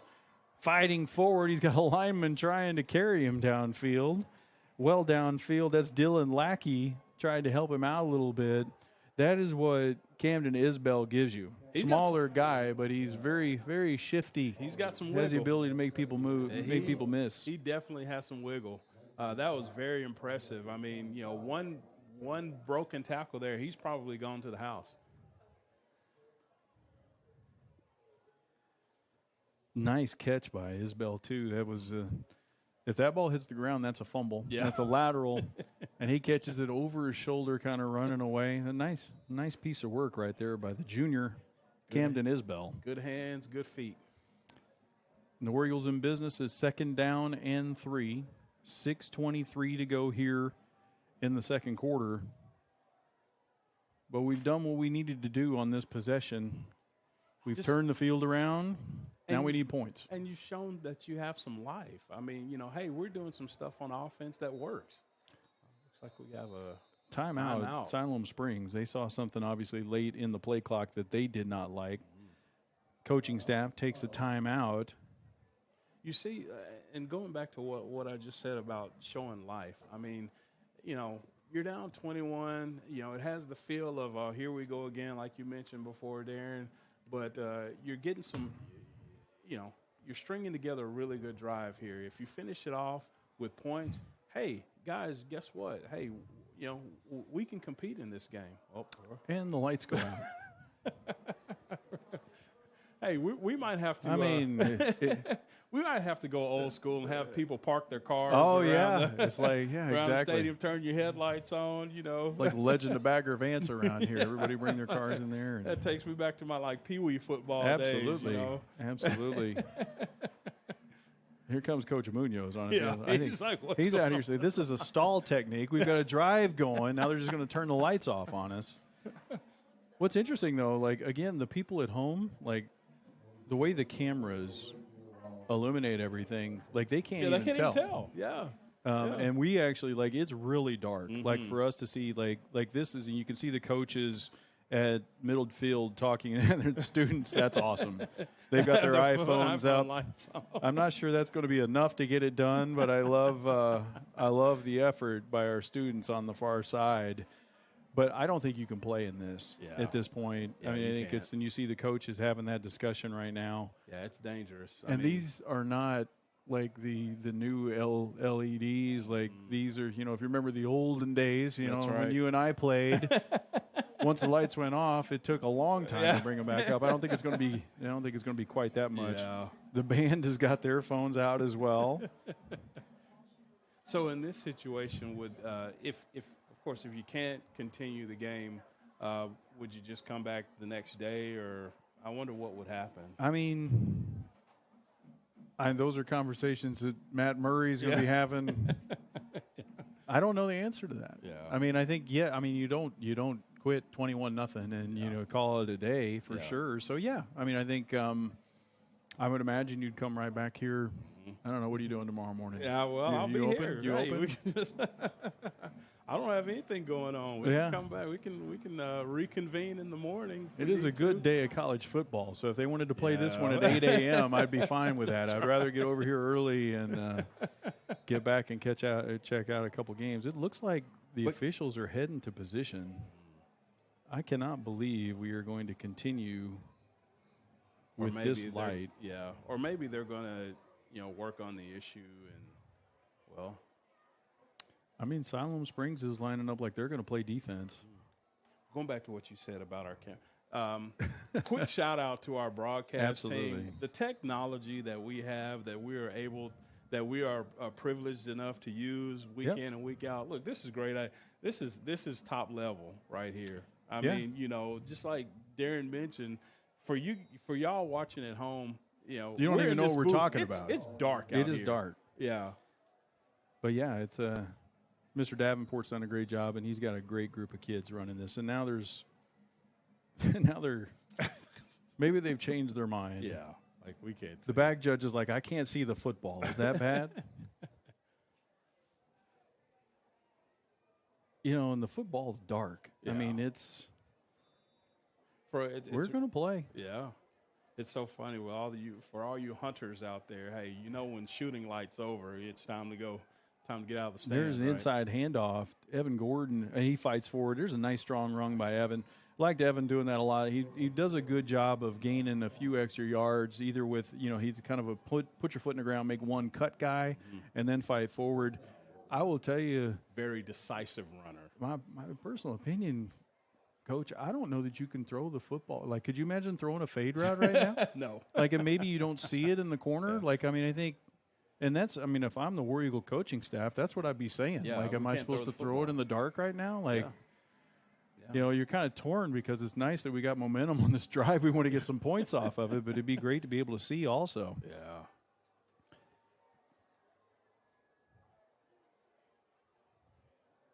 There's the give again. I mean, Siloam Springs may be onto that. Yeah.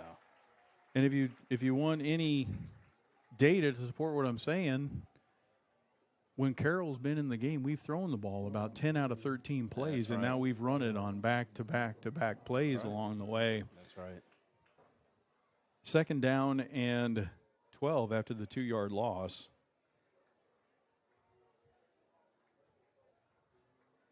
As I was bragging about the facility earlier, the only thing they did not fix is keeping the sun around longer. That's right.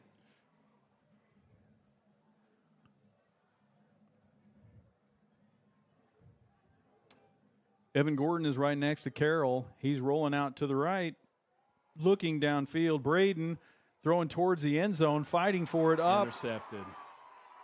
2 players fighting for it in the end zone. It is intercepted and a touchback for Siloam Springs. Honestly, Darren, I mean, like we barely saw that ball in the air. I didn't. Yeah. Barely saw a ball in the air, and it's so difficult with no lighting, and we can't keep asking these kids to play in this. So what Braden saw down there, he saw Jake Stout in a one-on-one opportunity with Siloam Springs defender, and Siloam, and they had 2 guys honestly back there. A little more physical. Yeah, and he had no flags come out on the play, but he fought forward a little bit, got a little push, a little flipper along the way. Came down with it. Give the kid credit. He made a nice play in the end zone. 4:19 to go here in this opening half. Would you turn off that light switch? I won't be able to see the rosters, but I might be able to see there. Coming across the right edge. There's a flag in the backfield. It's thrown right at 62's feet. I'm hoping that's a block in the back. Thank you. That's always a bad deal when the ref throws the flag at you. Yeah. It's like the worst feeling in the world.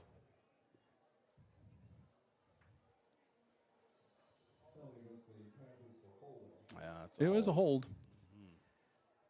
Like I said, when that official throws a flag at you. I mean, in the backfield, like your odds aren't good. I mean, it's about they out there in space where there's nowhere to hide too.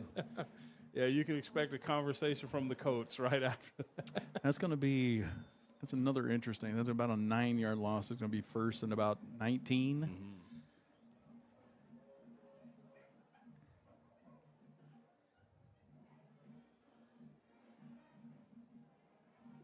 Benson's the quarterback. The running back behind him, I believe, is Estacio. Just based on stature, I can't even see the number. There you go. They give it to him. War Eagles are going to wrap him up. That's Santiago Cortez. Looks like coming up as Cannon Sakalolo as well. Thank you. There's Jermaine telling me to watch the monitor and not the field, which is kind of sad and also very accurate. So that's why you're the best color man in the league, Monty. That one's for you, Tom.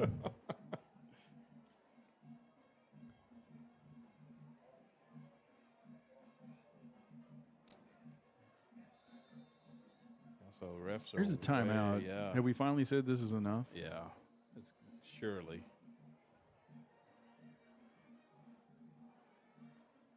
I know we didn't call a timeout. We don't have any. So unless Siloam did, this is an official's timeout trying to figure out what we're going to do about this situation. And I know I feel for, Jerry Davenport was in the situation last week down at Poto trying to get the broadcast going. And I know how much stress, somebody is feeling right now trying to get these lights on. Yeah. And I'd love to say I have sympathy for them, but I do not, because I'd rather have lights to play football with. And honestly, you would think that, before game day, you check all the lights and you check to see if everything is in working order. And, most of the time it is, but, it always seems like,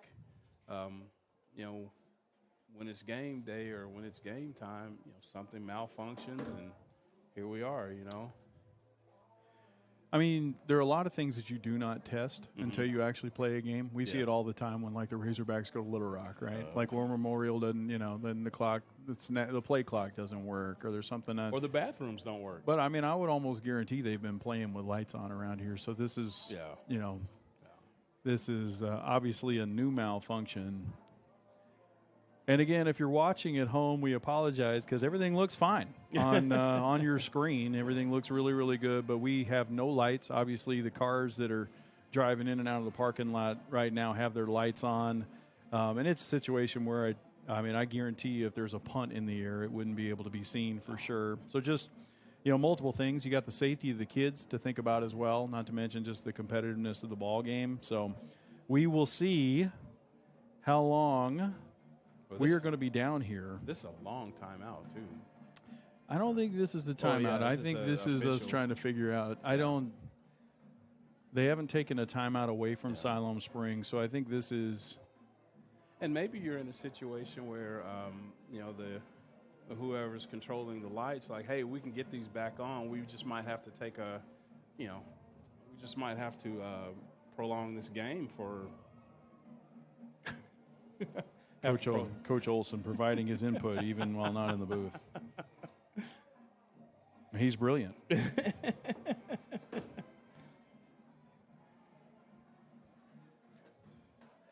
Next up for our War Eagles, we will be on the road to Carl Junction next week. Carl Junction. I shouldn't say next up. Next up might be right back here tomorrow, as you mentioned. Right. We might have to. And I know all of the students on the broadcast team would be really excited about coming back over here at Siloam at 9 a.m. tomorrow. And we can't thank you enough for the good work that you do and for volunteering to do that in advance before it is even issued. That's right.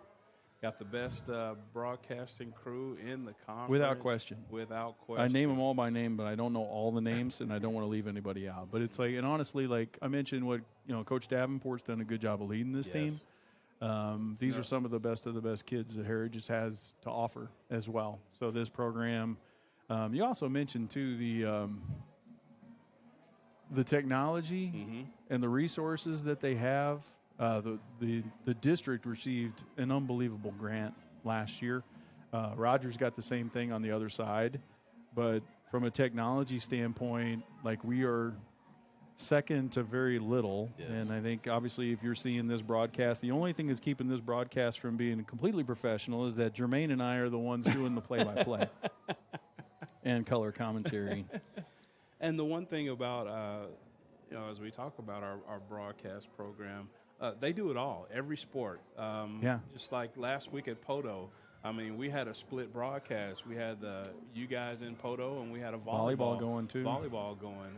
You see that last spring where we had a lot of times we had 3 sports going on. We had baseball and softball, and then across the street at David Gates Stadium, we had soccer going. So I don't know if you guys.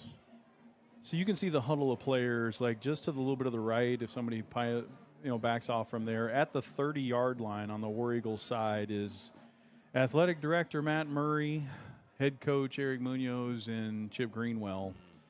They just had a conversation with the officials, and there's not been a decision made, but I'm seeing on this light pole here, the emergency light. Well, I guess that would be there's called a light. An A, yeah.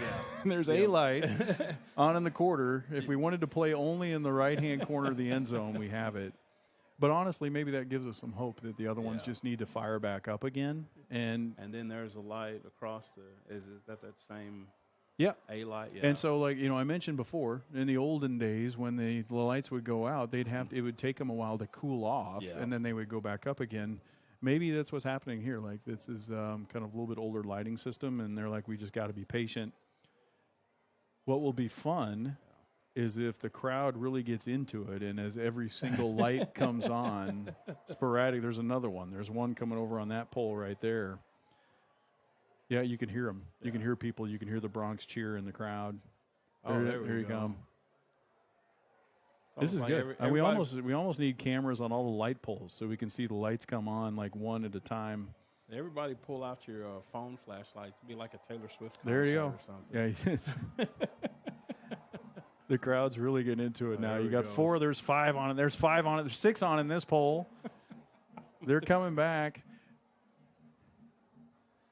Slowly but surely. Slowly but surely, for sure.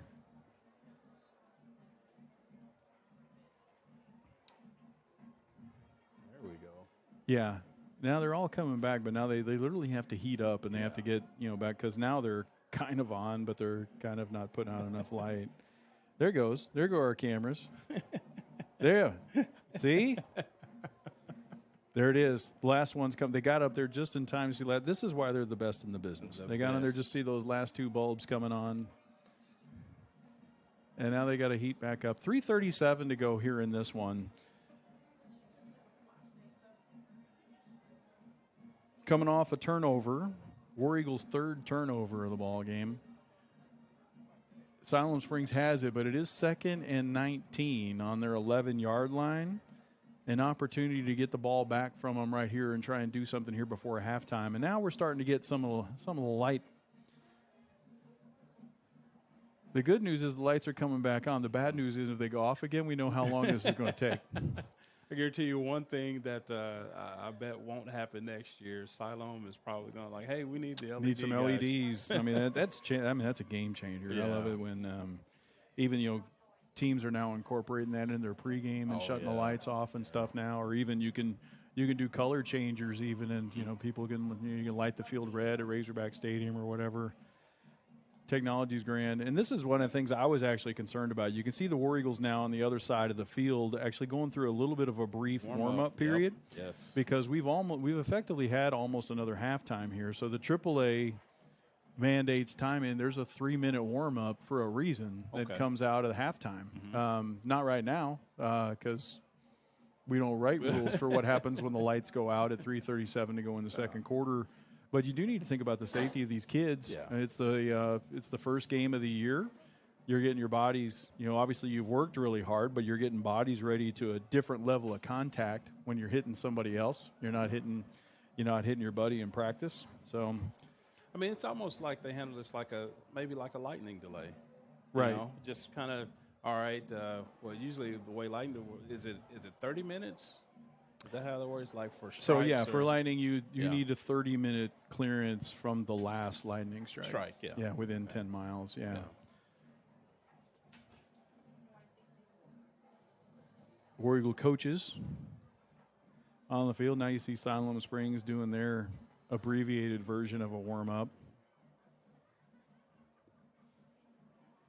And the War Eagle band over there and the cheerleaders have been playing all along. I imagine Kyle Scheller likes it in the dark over there. Yeah. Like he can get them riled up good in the dark over there. Really excited about Mr. Scheller taking over the band. If you're ever at our games and when the band performs at halftime, he's the guy that's calling the Eagle with the caw-caw. Absolutely. It's him. I hope he still gets to do that. I mean, know. now that he's actually leading the band, does that mean like they aren't going to make me read the boring? Like, talk about a letdown. If you don't have Scheller up there, and you have me reading, and then the drum majors are Ava Scheller, and I'll read it okay, but you're going to be losing a lot in terms of entertainment. If that's the case.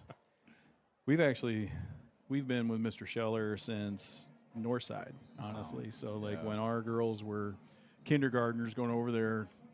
Sydney was friends with Ava before they were kindergartners. Yeah. It was when when Brett was going in there first. We've known them a long time, and I couldn't be more excited for him getting that job. Absolutely. So we're back. And we're back to playing ball. football. The lights are on. They've actually reset the clock to 3:50 along the way. 2nd and 19 it is. Siloam Springs. Quarterback is Titus Benson. He's looking back to pass. They're trying to set up a screen. The War Eagles kind of blow it up, but he gets it away. Ball's out. Ball's out, but goes out of bounds, it looks like. Well played by the War Eagles. Good Very pursuit well over there. That's Santiago Cortez again.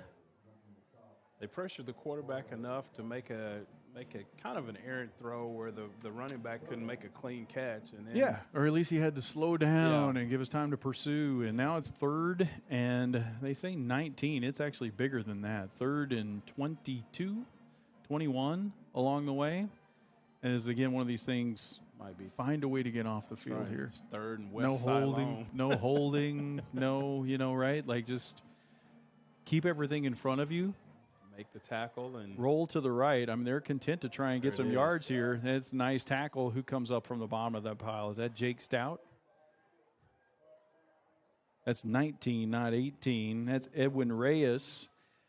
Comes up with that good for pursuit from the War Eagles. It's a gain of about 5, but they needed a lot more than that. Deep to receive is Camden Isbell. Wouldn't he be fun to get the ball in open space? So it looks like we're going to get some favorable field position here after this punt. Did I jinx it? You can't jinx it, Okay. but don't say it. Okay. Oh. Flag down. That's going to be a false It's going to false start good. It's going to back him up just a little bit more from the the lights go out again. Oh, boy. And you can see the way they're burning down slow. Yeah. Like we're going to have the same thing again. Like they're done. Yeah. So I think we need, like in my personal opinion, we just send the teams in and we treat this as halftime. Absolutely. And then I don't even know if you can legally do this, but we play a 26-minute and 58-second second half. Yeah. And it looks like they're going to the Siloam Springs is going in. They're going in. Yep. We will stay here for just a second just to see if we can hear an announcement.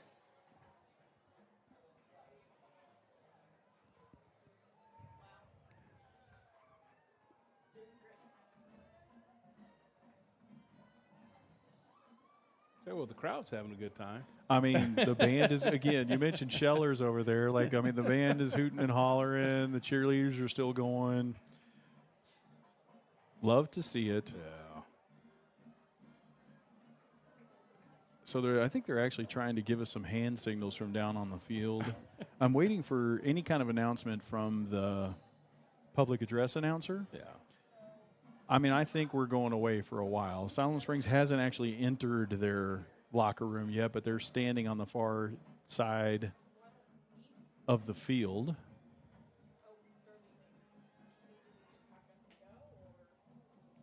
Oh, I was hoping you heard something. I was hoping the producer had heard some news, like what the new plan is. Let's see if I can get one from...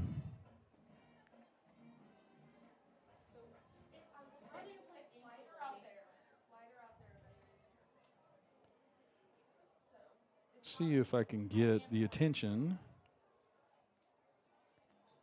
of Mr. Murray or Jerry.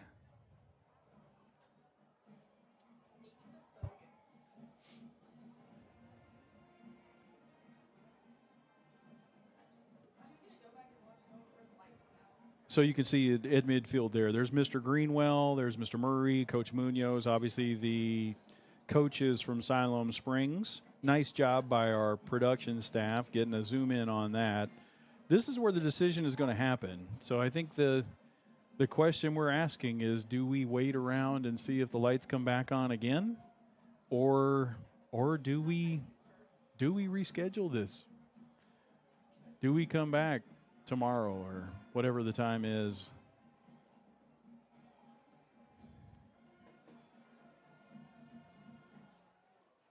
I want to give credit to the War Eagle band over there. That's awesome. Like if you actually, I've got one ear out of here because I'm trying to listen to the PA, and they're loud over there. Yeah. Like they're having fun. So now their players are back. There's a good picture of a well lit Siloam Springs parking lot and no lights on the football field.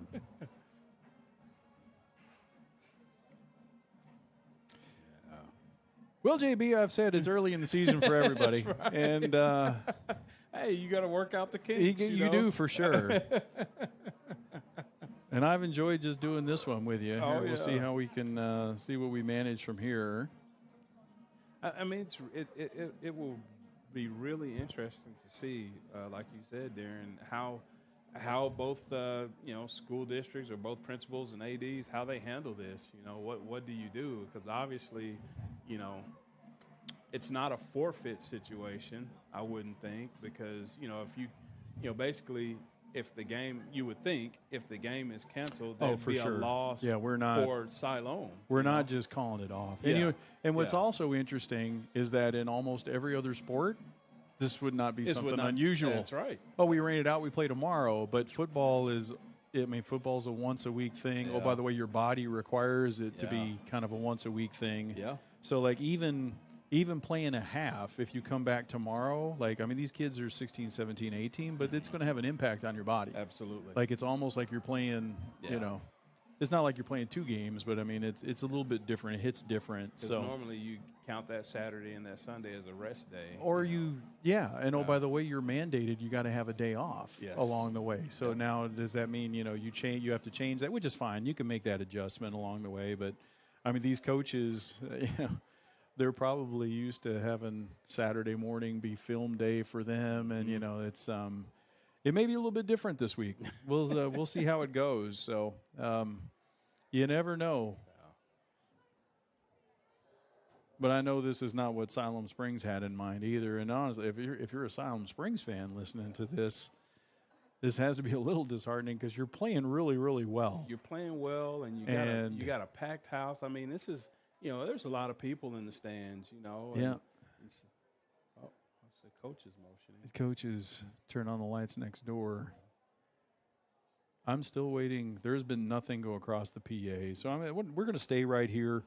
Hopefully, the ones if you guys are still hanging in there with us, we'll give you the news before we break. Yeah. I don't know if we're going to break at this point. Yeah. With the way the conversations are going, when you have Mr. Greenwell and Mr. Murray involved, it seems like you're talking about Plan B here. It doesn't feel like we're going to refire the lights, but.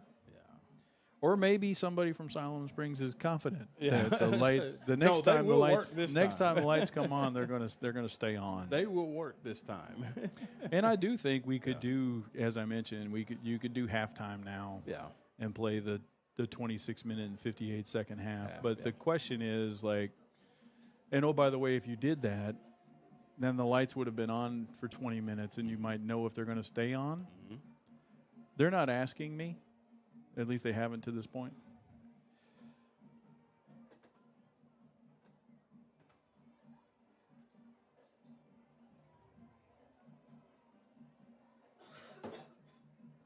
Crack Staff is up here. What do you guys think of all this?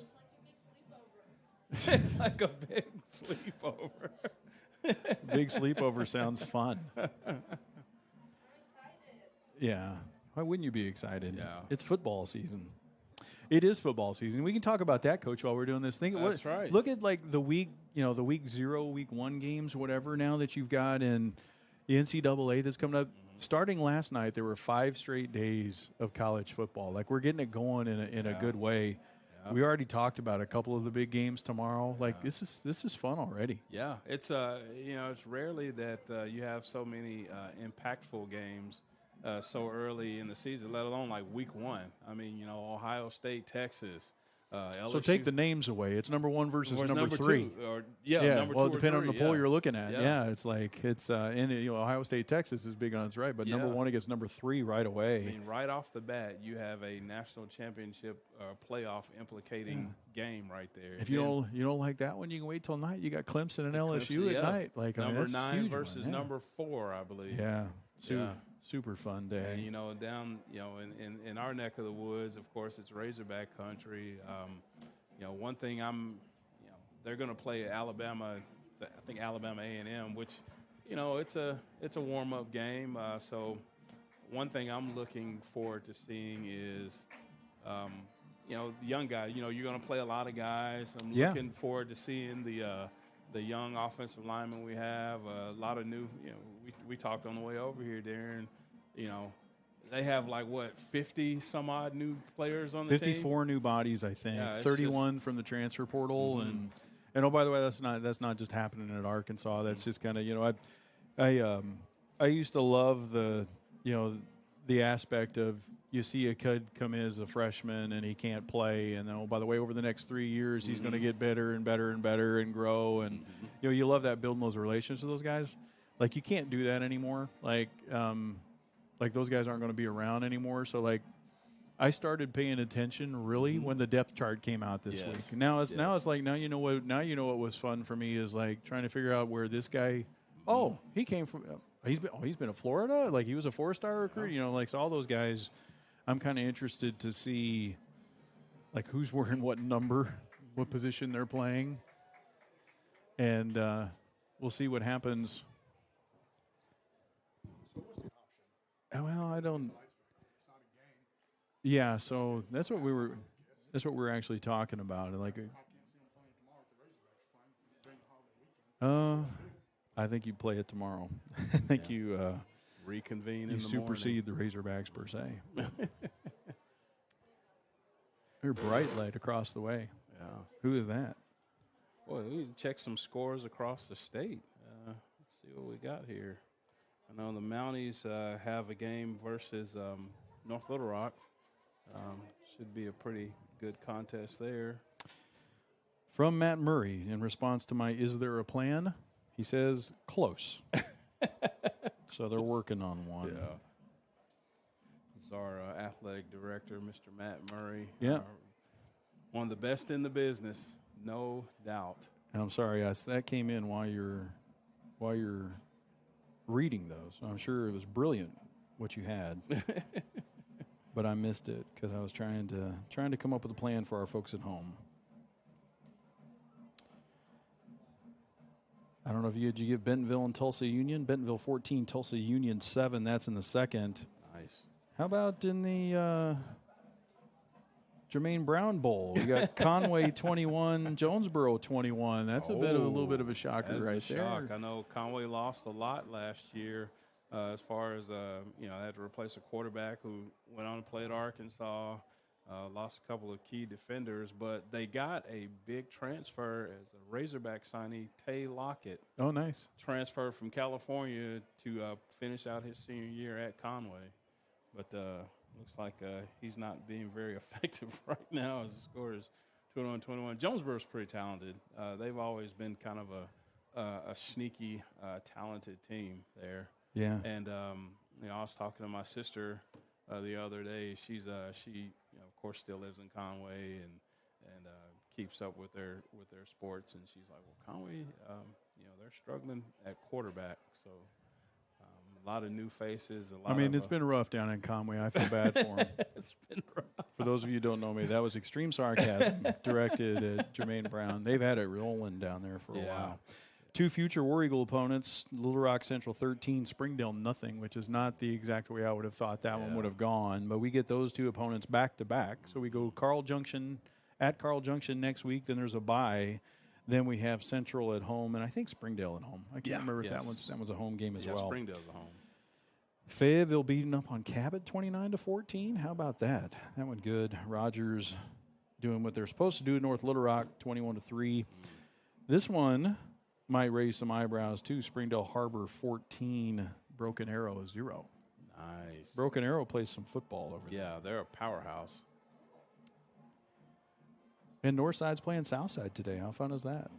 Bentonville West and Greenwood, which well, I bet that's going to be a high-scoring game there. 28-28. Yes. In the third, Bentonville West. Greenwood's got a quarterback that's just, he's next level. Greenwood has not lost in a very long time. Yeah. That actually makes raise my eyebrows more on Bentonville West than anything right there. I wasn't counting on them coming in, beating up on us. Yes, sir. It looks like right now we're waiting to see what they're going to decide. Okay. Well, we're getting word from our so producer. Everybody, if you didn't get that at home, Jerry Davenport with huge news. It looks like we are going to wait until we see what they decide. New news. And yeah, as guys, we got to get a camera on the light towers. We've got them coming on one at a time again. This is going to be good. Everybody at home. We surely are not just going to go back and just play again, though, right now, right? I mean, this has been another 20 minutes or so. Yeah.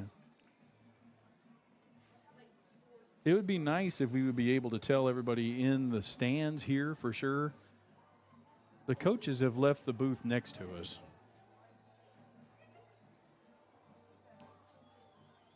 It's like the equivalent of like a Super Bowl halftime show. It's like the yeah, exactly. Yeah.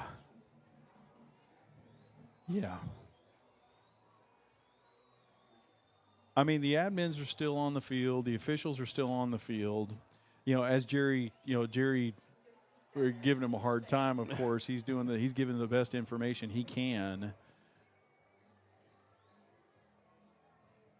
So obviously, the final decision really hasn't been made, or maybe the decision is. Well, I'm looking at the coach over here. It looks like he's not packing up, is he? I mean, I think he is, and maybe. I don't know. Like this is a really difficult situation, Jermaine. Because it's like even if you finish this half, like you can probably get this half done. Yeah. And then what? Yeah. And so now you've actually asked these kids have now. I don't even know where the War Eagles are. They're back in the tunnel now. I don't know where they went. But they've been there for 20 minutes, and they were there for 20 minutes before that. Yeah. I mean, because obviously as a kid, you want to keep.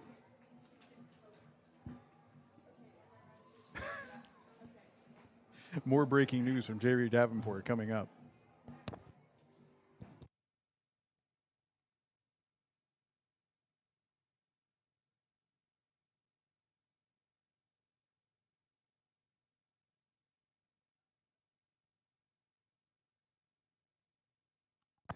Okay, so that actually is some serious news, and this is obviously this is going to be of interest to Siloam Springs. So they're in the process of making a decision. So the lights are coming on back now, and I'm sure Siloam Springs is going to do everything they can to try and keep this going. Based on what I'm about to tell you, which the decision looks like we would not come back and play another half another time. This would either be judged a no contest or a forfeit by Siloam Springs if we're unable to continue. And that decision, according to Mr. Davenport, who's getting good info from the War Eagle staff, would be made by the AAA. So my guess is the AAA, given the scoreboard, would probably say no contest. No contest, yeah. I don't think they're going to undo this and give a War Eagle victory along the way. Yeah. However, War Eagles are coming back on the field, and it looks like they're taking Siloam off the field. Which, and we've got a great view of the War Eagle staff just looking over here in the middle of the field. There's only really 4 people, maybe 10 people in the middle of the field that even know the real discussion that's happening right now, and I don't think anybody really has the answer. Nobody has gone with my theory, Jermaine, of we just call halftime right now. That's right. And we see if the lights stay on, Yeah. and then we come back and play the big 26-minute and 58-second half, which would be legendary. Yes. So now they're actually there. So they're having the Siloam kids warm up. That's what they weren't sending them towards the locker room. They're sending them to warm up. War Eagles are still in the tunnel. The admins are still at midfield with the officials. So, Darren, do you think say the lights cut off again? I mean, that's it. That's it. That's okay. it. So you can't continue to do this all night. Yeah, it's kind of one of those. We've done this with lightning before, which is like, okay, well, once is fine. Mm-hmm. You have a 1 hour rain delay or whatever. You do it again, and then finally it's like, okay, if it happens anymore, it's done. Yeah. And I think that's where we would be. Yeah. Like if we are fortunate enough that the lights stay on here, like we would play football, I think, as long as we could play football. But if every time it's going to be a 30-minute reset, yeah, like they're not going to do that to the kids. And Heritage would have every right to say you can't ask our kids to do that. That's exactly right. And here we're pulling the War Eagles off the tunnel. They are back on the field. And, oh, by the way, as you guys can see on your screen right now, War Eagle Band is rocking and rolling over there, and they have been since this thing went down. They've been playing the dart. Absolutely. That is amazing. Love those guys. Good group over there. So we are coming back onto the field. Lest we forget, we're about to get the football back, or at least they're about to have to punt it to us, or be in punt formation, as the case may be. It's 4th and 18 on their own 12 with 2:58 to go. So we don't have any timeouts left, but if we execute the punt return correctly and we get the ball in good field position, that's plenty of time, especially with a quarterback like Braden Carroll that can move the ball down the field for us. Time should not be an issue to keep us from scoring, and boy, wouldn't it be great to get one here before halftime. And Braden has looked, outside of the one mistake, he has been pretty solid so far today. Now we have the clock running down for some apparent reason. Oh, I bet that's the 3-minute clock. Yeah. That would be the 3-minute AAA clock. So we're trading this just as we're out of halftime. And we're getting ready to go. Do we still have people watching this? 58 people watching. Thank you all for sticking through with this. Sorry we don't have information. We're giving you the best information we can, and honestly, I think part of that is because we're kind of they're making it up as they go. Yeah. This is not what anybody had in mind tonight. But thank you for sticking around for War Eagle football. Thank you for tuning in. Absolutely. In a typical post-halftime scenario, there's a 3-minute warm-up period, and I think this is what's happening right now is they've given this 3-minute warm-up period. Siloam Springs is choosing not to take it. The War Eagles are. And I think, again, I would imagine there's a lot of frustration on the Heritage sideline because this is completely out of their control, and they're going to take every bit of through this 3 minutes, Jermaine, in case the lights happen to go off while we're over here warming up. My wife Jessica is watching, and she just sent me a text like, so what's going on? Yeah, we'd love to tell you what's going on. Yeah, I was like, well, yeah. So the best information that we have, again, is that we are going to try and play. And if the lights go out again, I would imagine that's going to be it. And again, when the decision comes that is it, whether that's the next time or the next time, what we have heard, Mr. Davenport heard from the admins and from everyone else involved, is that the game would then be deemed a no contest or a forfeit. That decision being made by the AAA. So outside of the hands of these officials, outside of the hands of these schools. Which would really be unfortunate for Siloam. They've played great so far, and, something that's just totally not in their control, causes them to a no contest, or even worse than that, a defeat. I mean, I think the scoreboard actually would matter there. Like if it's a 10-7 game, I would think the AAA would say forfeit. Because I mean, it's your responsibility to have a field that's playable. Yeah, I mean, right. and this is not a weather situation, not a natural disaster. It's some poor guy over the power box trying to figure out if he's going to keep his job after the Labor Day holiday on Tuesday. 4th and 18 it is. The clock's still running down. There's 20 seconds on the clock. The officials, they noticed that. So we're now reset. So we're back to 2:58. 2:58 to go in the half. Camden Isbell is going to stand at the 45-yard line, set to receive a punt. Siloam Springs, it's actually deeper. The scoreboard wasn't adjusted. They're punting this football away. He is deep in his own end zone. They're punting it off the line of scrimmage is about the 6. What's really important to get a good snap here and a good don't bobble, because this could be a disastrous situation. The clock is running here. Snap is good. Punt Snap is good. It's a good kick, actually. Isbell's going to grab it. Some room. Oh! Ball hits the ground. He's going to pick it up on a hop. Try to reverse field. See if he can make a man miss. He gives it back. Oh, man. Ball pops right out of his hand, and it looks like it falls into the hand of a Siloam Springs Panther. They say they have it. We're scrambling at the bottom of the pile. Somebody's going to have to – oh, there's going to be a flag coming on that.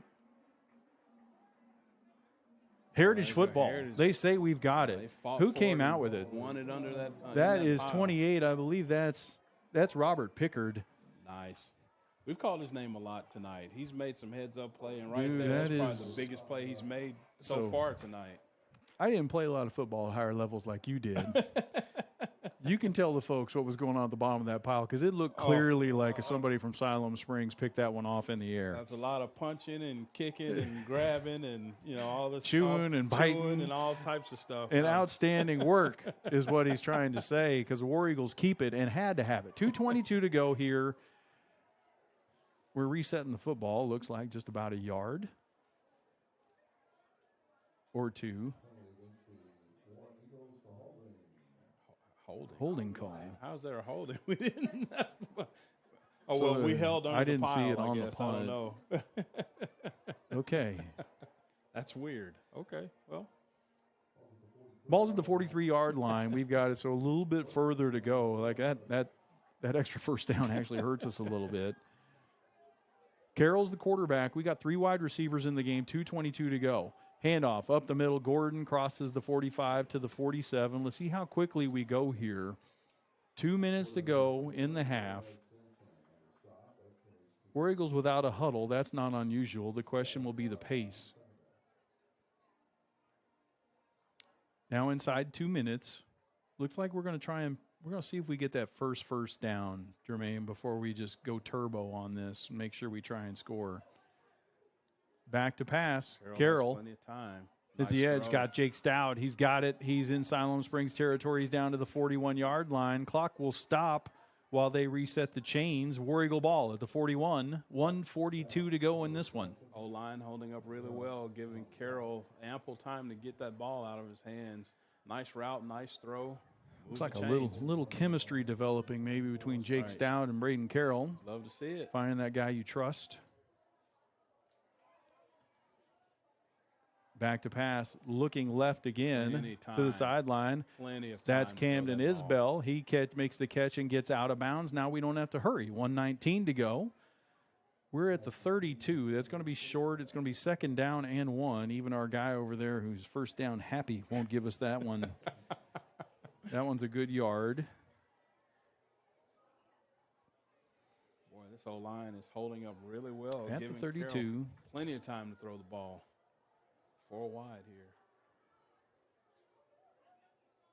Motion man is Isbell. That's well read by the Siloam Springs defender. If he hangs on to that one, it's a touchdown. He's running all the way to West Siloam. That's Weston Bowerman.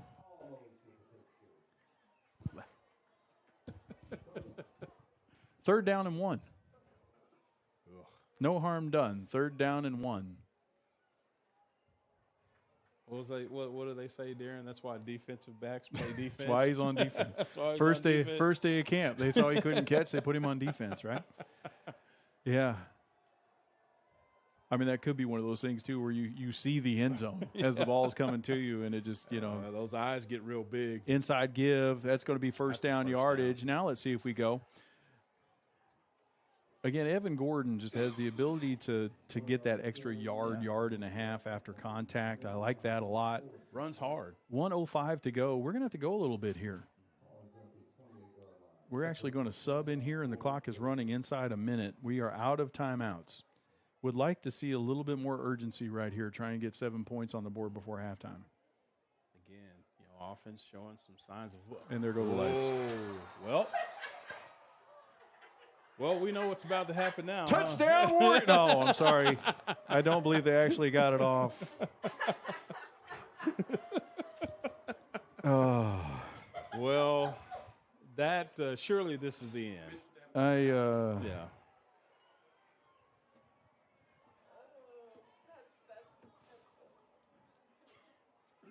47 seconds to go in the half, and our third delay due to power.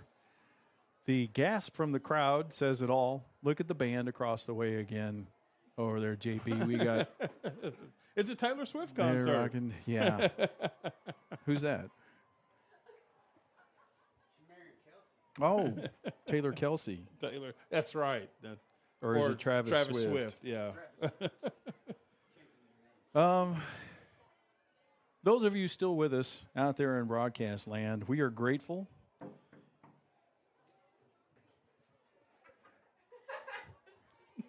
The students manning the cameras are in the dark and maybe not pleased about being in what is now pitch black conditions. Yeah. And this certainly has to be all we do here. Yeah. Even our great cameras can't pick up the field now, We've received multiple texts from people out there, JB, that have really enjoyed the way we filled this airtime. I do not know that we will get more of those, but we'll do the best we can.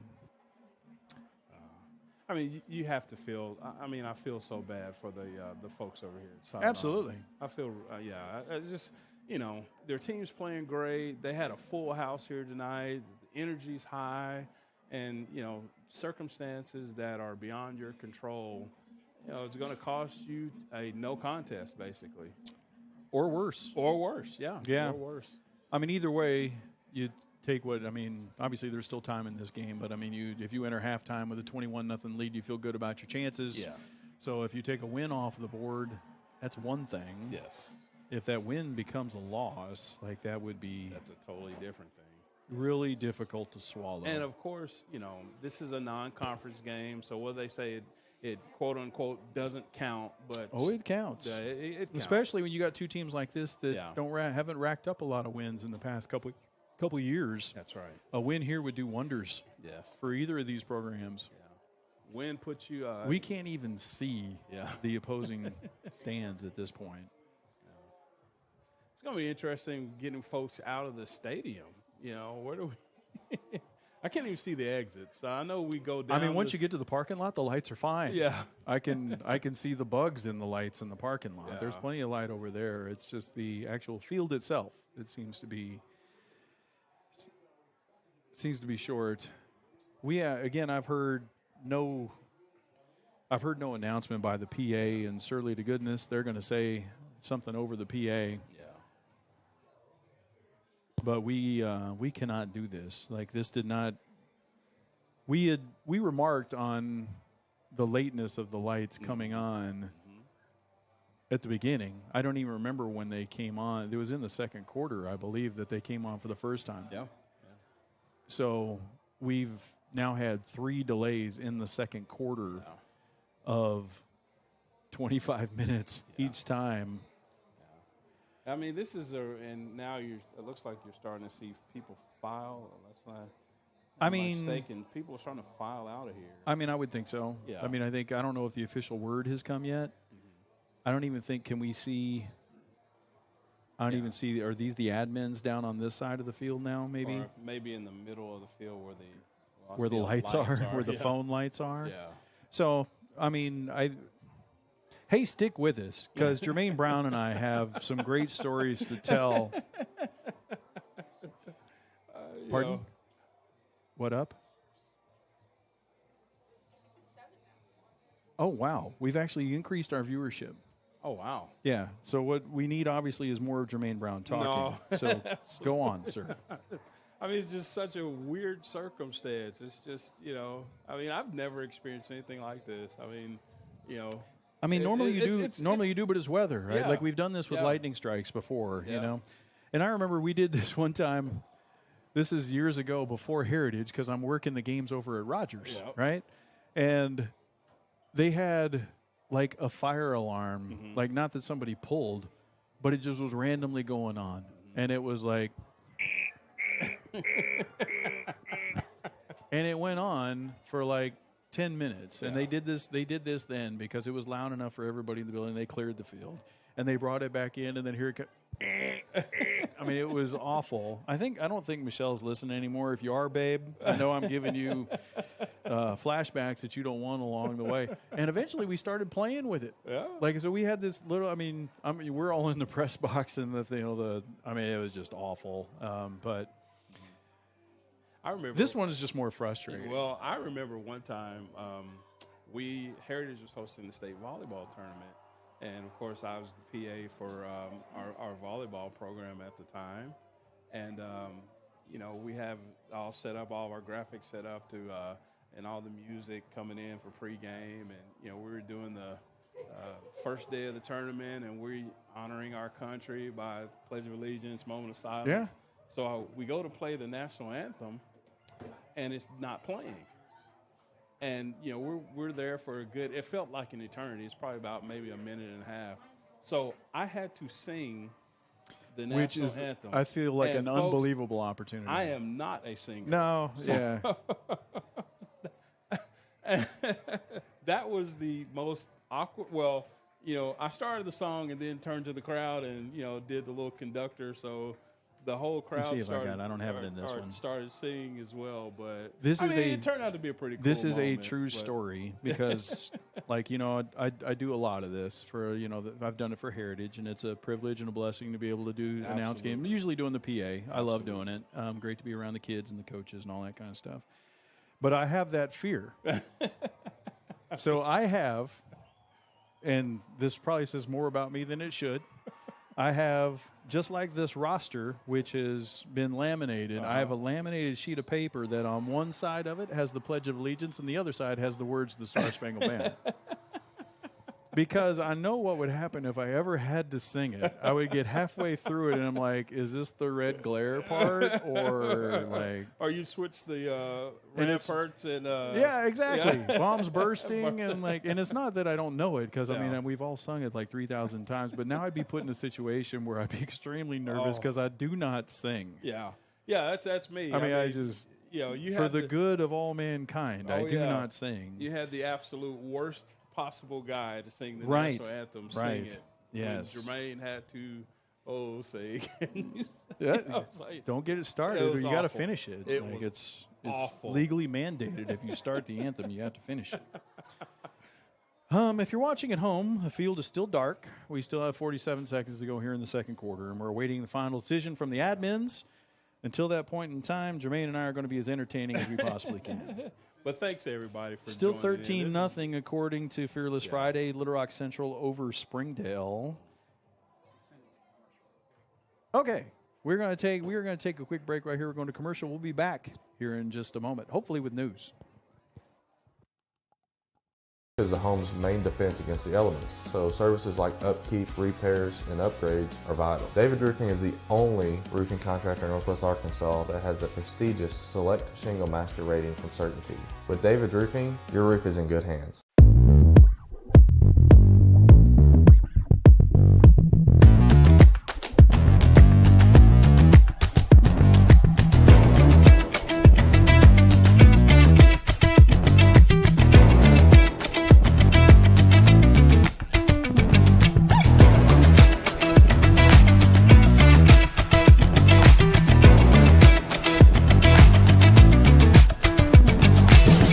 We are Heritage!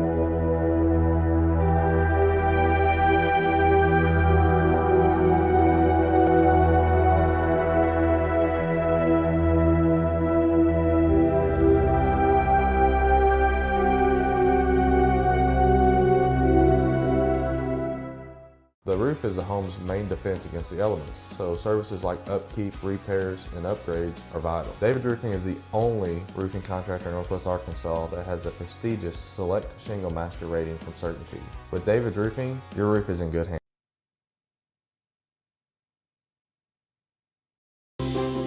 At Arvest Bank, we believe financial confidence should be within reach for everyone.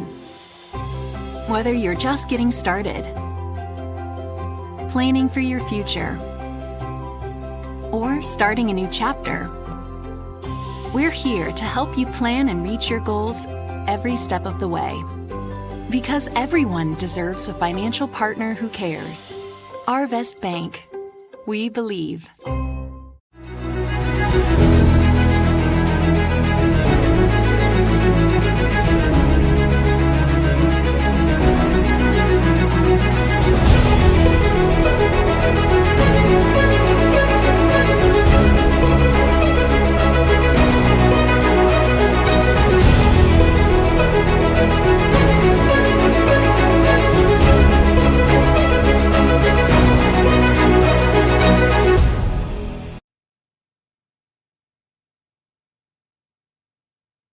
Is the home's main defense against the elements, so services like upkeep, repairs, and upgrades are vital. David's Roofing is the only roofing contractor in Northwest Arkansas that has the prestigious Select Shingle Master rating from Certainty.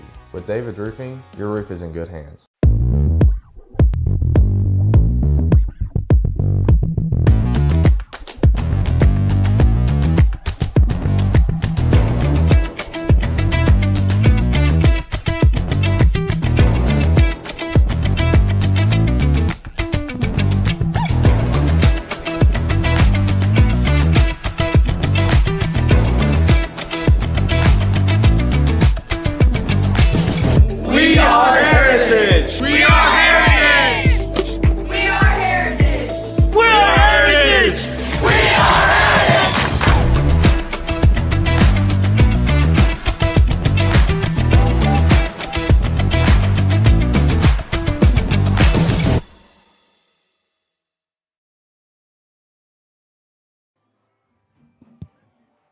Producer extraordinaire. And we are back. And as you can probably tell, we haven't changed much. If you guys have stuck with us through the commercials, again, we thank you for your support of War Eagle Athletics. I will give some credit over here to the Siloam Springs student section right in front of us. They're doing a little dance battle down here with everybody's using their phones as lights. Hey, that's one thing you love to see. You love to see the students having fun. That's what it's all about. It is, and like having fun on a Friday night. And we've talked a lot about what the War Eagle band's been doing over there. I assume they're still doing it. I can only see an occasional reflection of like a tuba across the way. There they are with the phones out as well. Oh, there we go. If you're just joining us, we are just before halftime. You can see the scoreboard up there. 47 seconds left to go before half. And what we presume is probably happening right now is Siloam's really out there fighting for their life, trying to come up with a better solution than what they're going to get. What we've been told they're going to get is either a no contest or a forfeit. Which I think it'll be a no contest. The triple, I mean, it depends. The AAA can do whatever they want to do. Again, it is the school's responsibility to put a field together that's playable. Mm-hmm. This is not a field that's playable. We can't continue to ask these kids to warm up. Every time these lights have gone down, it's 25 minutes. Oh, by the way, we got a halftime coming up. What would we do then? One moment, we have news from Jerry Davenport. They're going to turn the lights back on. They're going to try to get to halftime. They're for sure they're going to go out again. And then game will be over. So we're going to try, and here we got the lights fired up again. There's one light on one light pole up again. So we are actually going to try and get to halftime. So Jerry kind of mentioned this, and I think you can predict how this is going to go down. Yes. We're going to get to halftime. The lights Kids are going to go in the locker room. Yeah. Maybe the band gets to play, by the way. Good for them, which they should. We traveled over here. The band's kind of – the lights probably go out sometime during halftime before we're able to restart and play the second half, and then it's over. Yeah. And then it is what we've talked about, which is a no contest or a forfeit. once the lights come all the way back up, we're going to have another 3-minute warm-up. So we're still a few minutes away from playing. Again, if you have been here for the duration, thank you so much for your support of War Eagle football. Thank you so much to this broadcast team over here. And you know how frustrating it is for all these guys to volunteer their time. Come on over here. That's one thing I'll say about our broadcast team, though, the ability to adjust. I mean, we are at the highest professional level here. It's just so much of a, the professionalism shown by our producers, our students, our executive producer, Coach Davenport. I mean, it's just a real treat. Are we embarrassing you yet? Your face turning red. As our producer, Vivian, here. Producer extraordinaire, in the Vivian. booth with us. But, just the way all of our kids have handled it. I mean, this is a tough situation. It's tough for us to do our jobs. So you can imagine how tough it is for them to do their jobs as well. But I mean, it's hard enough for us to do our job when there's football to talk about. That's right. Like you can't just cut us loose. This is not. The school would never do this willingly. You know what we need to do is put Darren Germain on air and just let him talk for like an hour and a half about nothing. So you can see the War Eagles. I mean, I'm going by body language alone. Yeah. If I'm seeing the body language of Matt Murray, Eric Munoz. Yeah. It's frustrating. It's you got to be kidding me body language. Yeah. We got to bring the kids back out here again. Yeah. I fully understand Siloam Springs trying to fight for everything they got because they think they've got to win here and they don't want to give that up. I get that. I also get the War Eagles side of it. Not the competitive side of it, like we don't want the loss, like the side of like you can't continue to ask our kids to do this. Like you can't, this is this is football. Yeah. It's different a little bit. Yeah. So we'll see. Right now, the War Eagles are not on the field. And when I say the War Eagles, the football team is not on the field. The entire staff is on the field. And I feel like this is the coaching staff kind of maybe proving a little bit of a point right here. Yes. We're going to see. We're not going to come out here until the lights come all the way back up. These lights have to be on for a solid 10 minutes. And then I would bet that we are going to use our 3-minute warm-up every single minute of it. Yep. And, just looking at Coach Munoz in particular right now. Yeah. He seems frustrated. And I don't blame him. And now this is – and you can see here, you guys don't have to zoom in on them because these guys have a tough job right now. But now it's actually the coaches for the War Eagles are out of it, and it looks like you've got admins on both sides. You've got admins on both sides talking to the white hat and another official at the 45-yard line, and Chip Greenwell's on the phone. Yes. So our principal, Chip Greenwell, I don't know who he's talking to. I assume the AAA. I don't know if there is either somebody at the AAA or even an event coordinator that would be dealing with this type of situation. You can write a lot of rules, Jermaine. I don't know that you factor this one in. Yeah. What if we have the old lights that take 25 minutes to reboot themselves after they heat up? Yeah. And honestly, you feel, like I'll say again, you feel bad for Siloam. I mean, this is a great community, great sports town. They're pretty competitive in every sport. They just beat us pretty good in volleyball earlier this week, and you just, good people. I love the city of Siloam. I do too. And at the risk of sounding like a sore loser, we've already thrown one interception in the dart. That's right. And we're driving. we were driving again when the lights went out, and we're driving again with 47 seconds before halftime and the lights went out. And it's Does that mean we can't still score here with 47 seconds? No, it does not. Yeah. Like it is our responsibility to be able to put that aside, to compartmentalize all that, and come out and come make a play. Yeah. But you shouldn't have to. Yeah, just like you said. I mean, kids are resilient, of course, but at some point, like, come on, I mean, the kids are actually probably the least bothered by it. Yeah.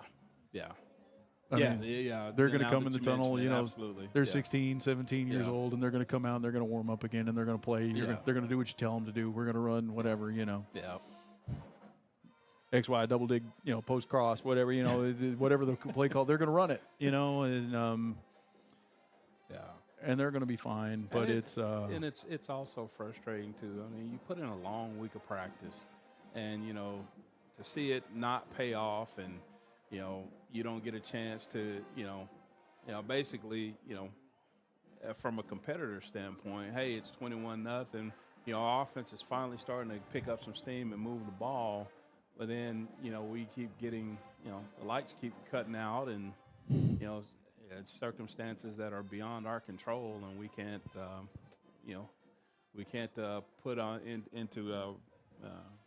put into action what we've been practicing all week, and letting our hard work putting anything out there for all of your hard work to show, So I am actually, as I'm sitting here while you're talking and I'm listening to you, I'm actually fascinated by observing the environment that we've got right now. Mm-hmm. You've got Siloam Springs almost in punt formation. Yeah. Like, they actually have a team on the field. The rest of the team is over here on the sideline. Their coaches are kind of spread out. Meanwhile, you have a War Eagle coaching staff that's almost standing like, it almost reminds me of like the old British military when you'd line up in like battle formation, and they're just standing there looking like, what are we doing here? Yeah. And the War Eagles are still, they're underneath their own bleachers along the way. It could not be more different. Yeah. And that is also part of why it's very difficult to continue like this. Absolutely. I mean,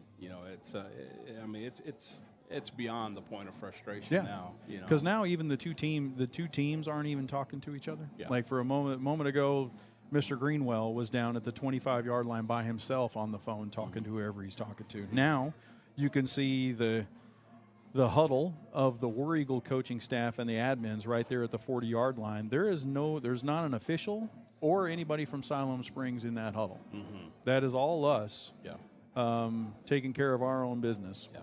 And then the officials, now maybe even sensing that, are moving away, and they're huddling up on their own. I tell you, who else you can feel bad for is these officials. They didn't ask for this. Oh, no, absolutely not. They get yelled at enough. Yeah. They get yelled enough for holding calls on the sidelines and false starts, and now, like, I mean, because if I see Mr. Greenwell, he's in a position where he's trying to fight for his school and his kids. He's shaking hands right there with the Siloam Springs admin. Yeah. I feel like we might have just called it. Yeah. Thinking this. Yeah. And now you see the Siloam Springs coaches exasperated a little bit. Yeah.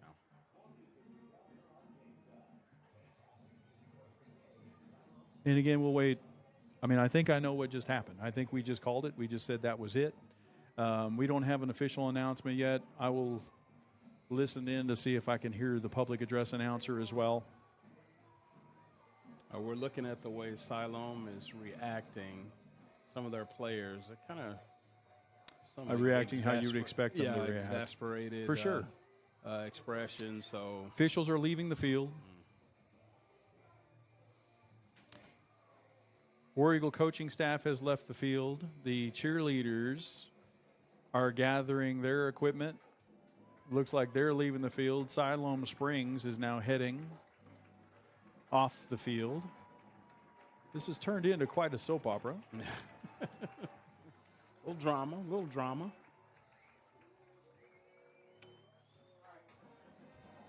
right. So we're waiting for the official word for our esteemed producer, Mr. Davenport. Yes, sir. All right, so the ball game's over with. Here comes Jerry Babin. Tell me what you know, Jerry. So the official ruling is we pushed for a no contest. They did not want to agree to it. We did not want to injure our players with the constant coming back out and everything. Yeah. And eventually they kept trying to hold us to hostage, basically, and we had to agree to just say game's over. No contest. Right. Well, so the game's over at 21-0? And they win. Okay. Yep. So that's the way it ends. Okay. Well, thank you for that information. That's actually a little bit different. So I'm sure that was the conversation that Mr. Greenwell was having with whomever at the AAA, and that's obviously a difficult decision for all of these coaches. And I'm not sure it's not a decision that won't be appealed. Yeah. Because it's absolutely. If you you could see hold on, Matt Murray's calling me. Hold on, just a minute. You go ahead, Jermaine. From the information that we just got there, my personal opinion. I feel bad that the contest ends like this, but it says in AAA rules you have to provide a playable playing surface, and Siloam was not able to provide that tonight. So it's really unfortunate that, and of course, while we say that, the lights go off again. So it's really unfortunate that Heritage will be counted with a defeat here, because we really didn't get an opportunity to complete the game, basically, and just like Darren said earlier, they have to appeal this. This is something that's going to be appealed.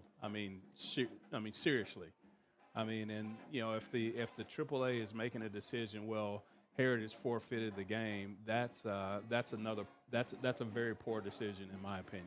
So I just talked to Coach Murray, athletic director. So just a little bit of update. It's basically what.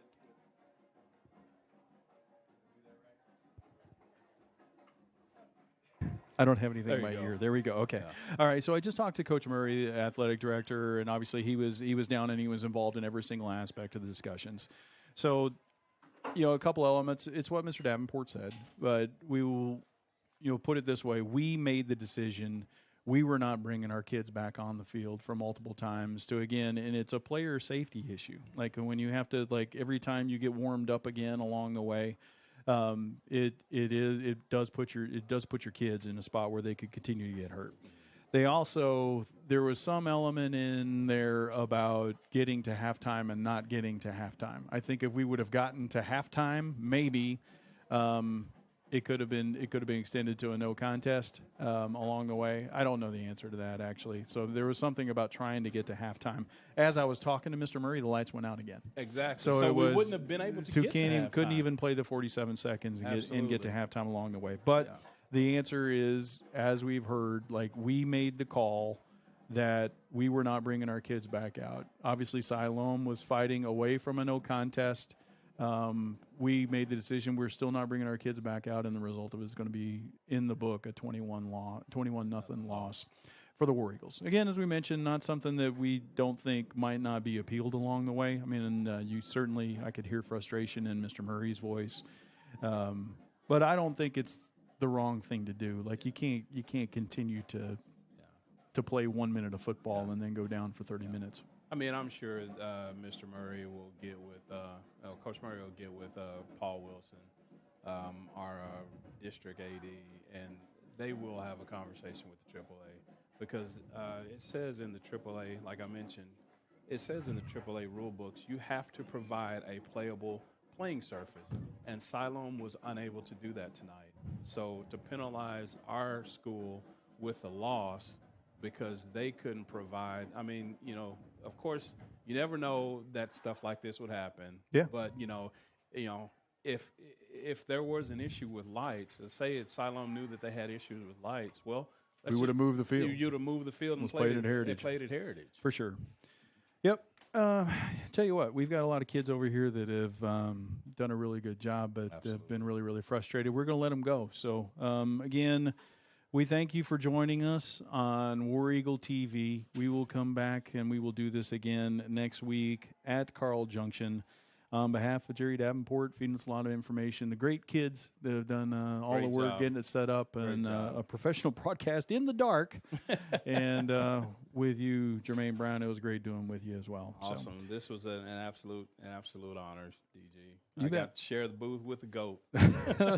Let's do it again soon. It's so much fun. Let's do it again next week. You guys, until we get together again, safe travels back to Northwest Arkansas. We'll see you in Carl Junction. Good night. Good night.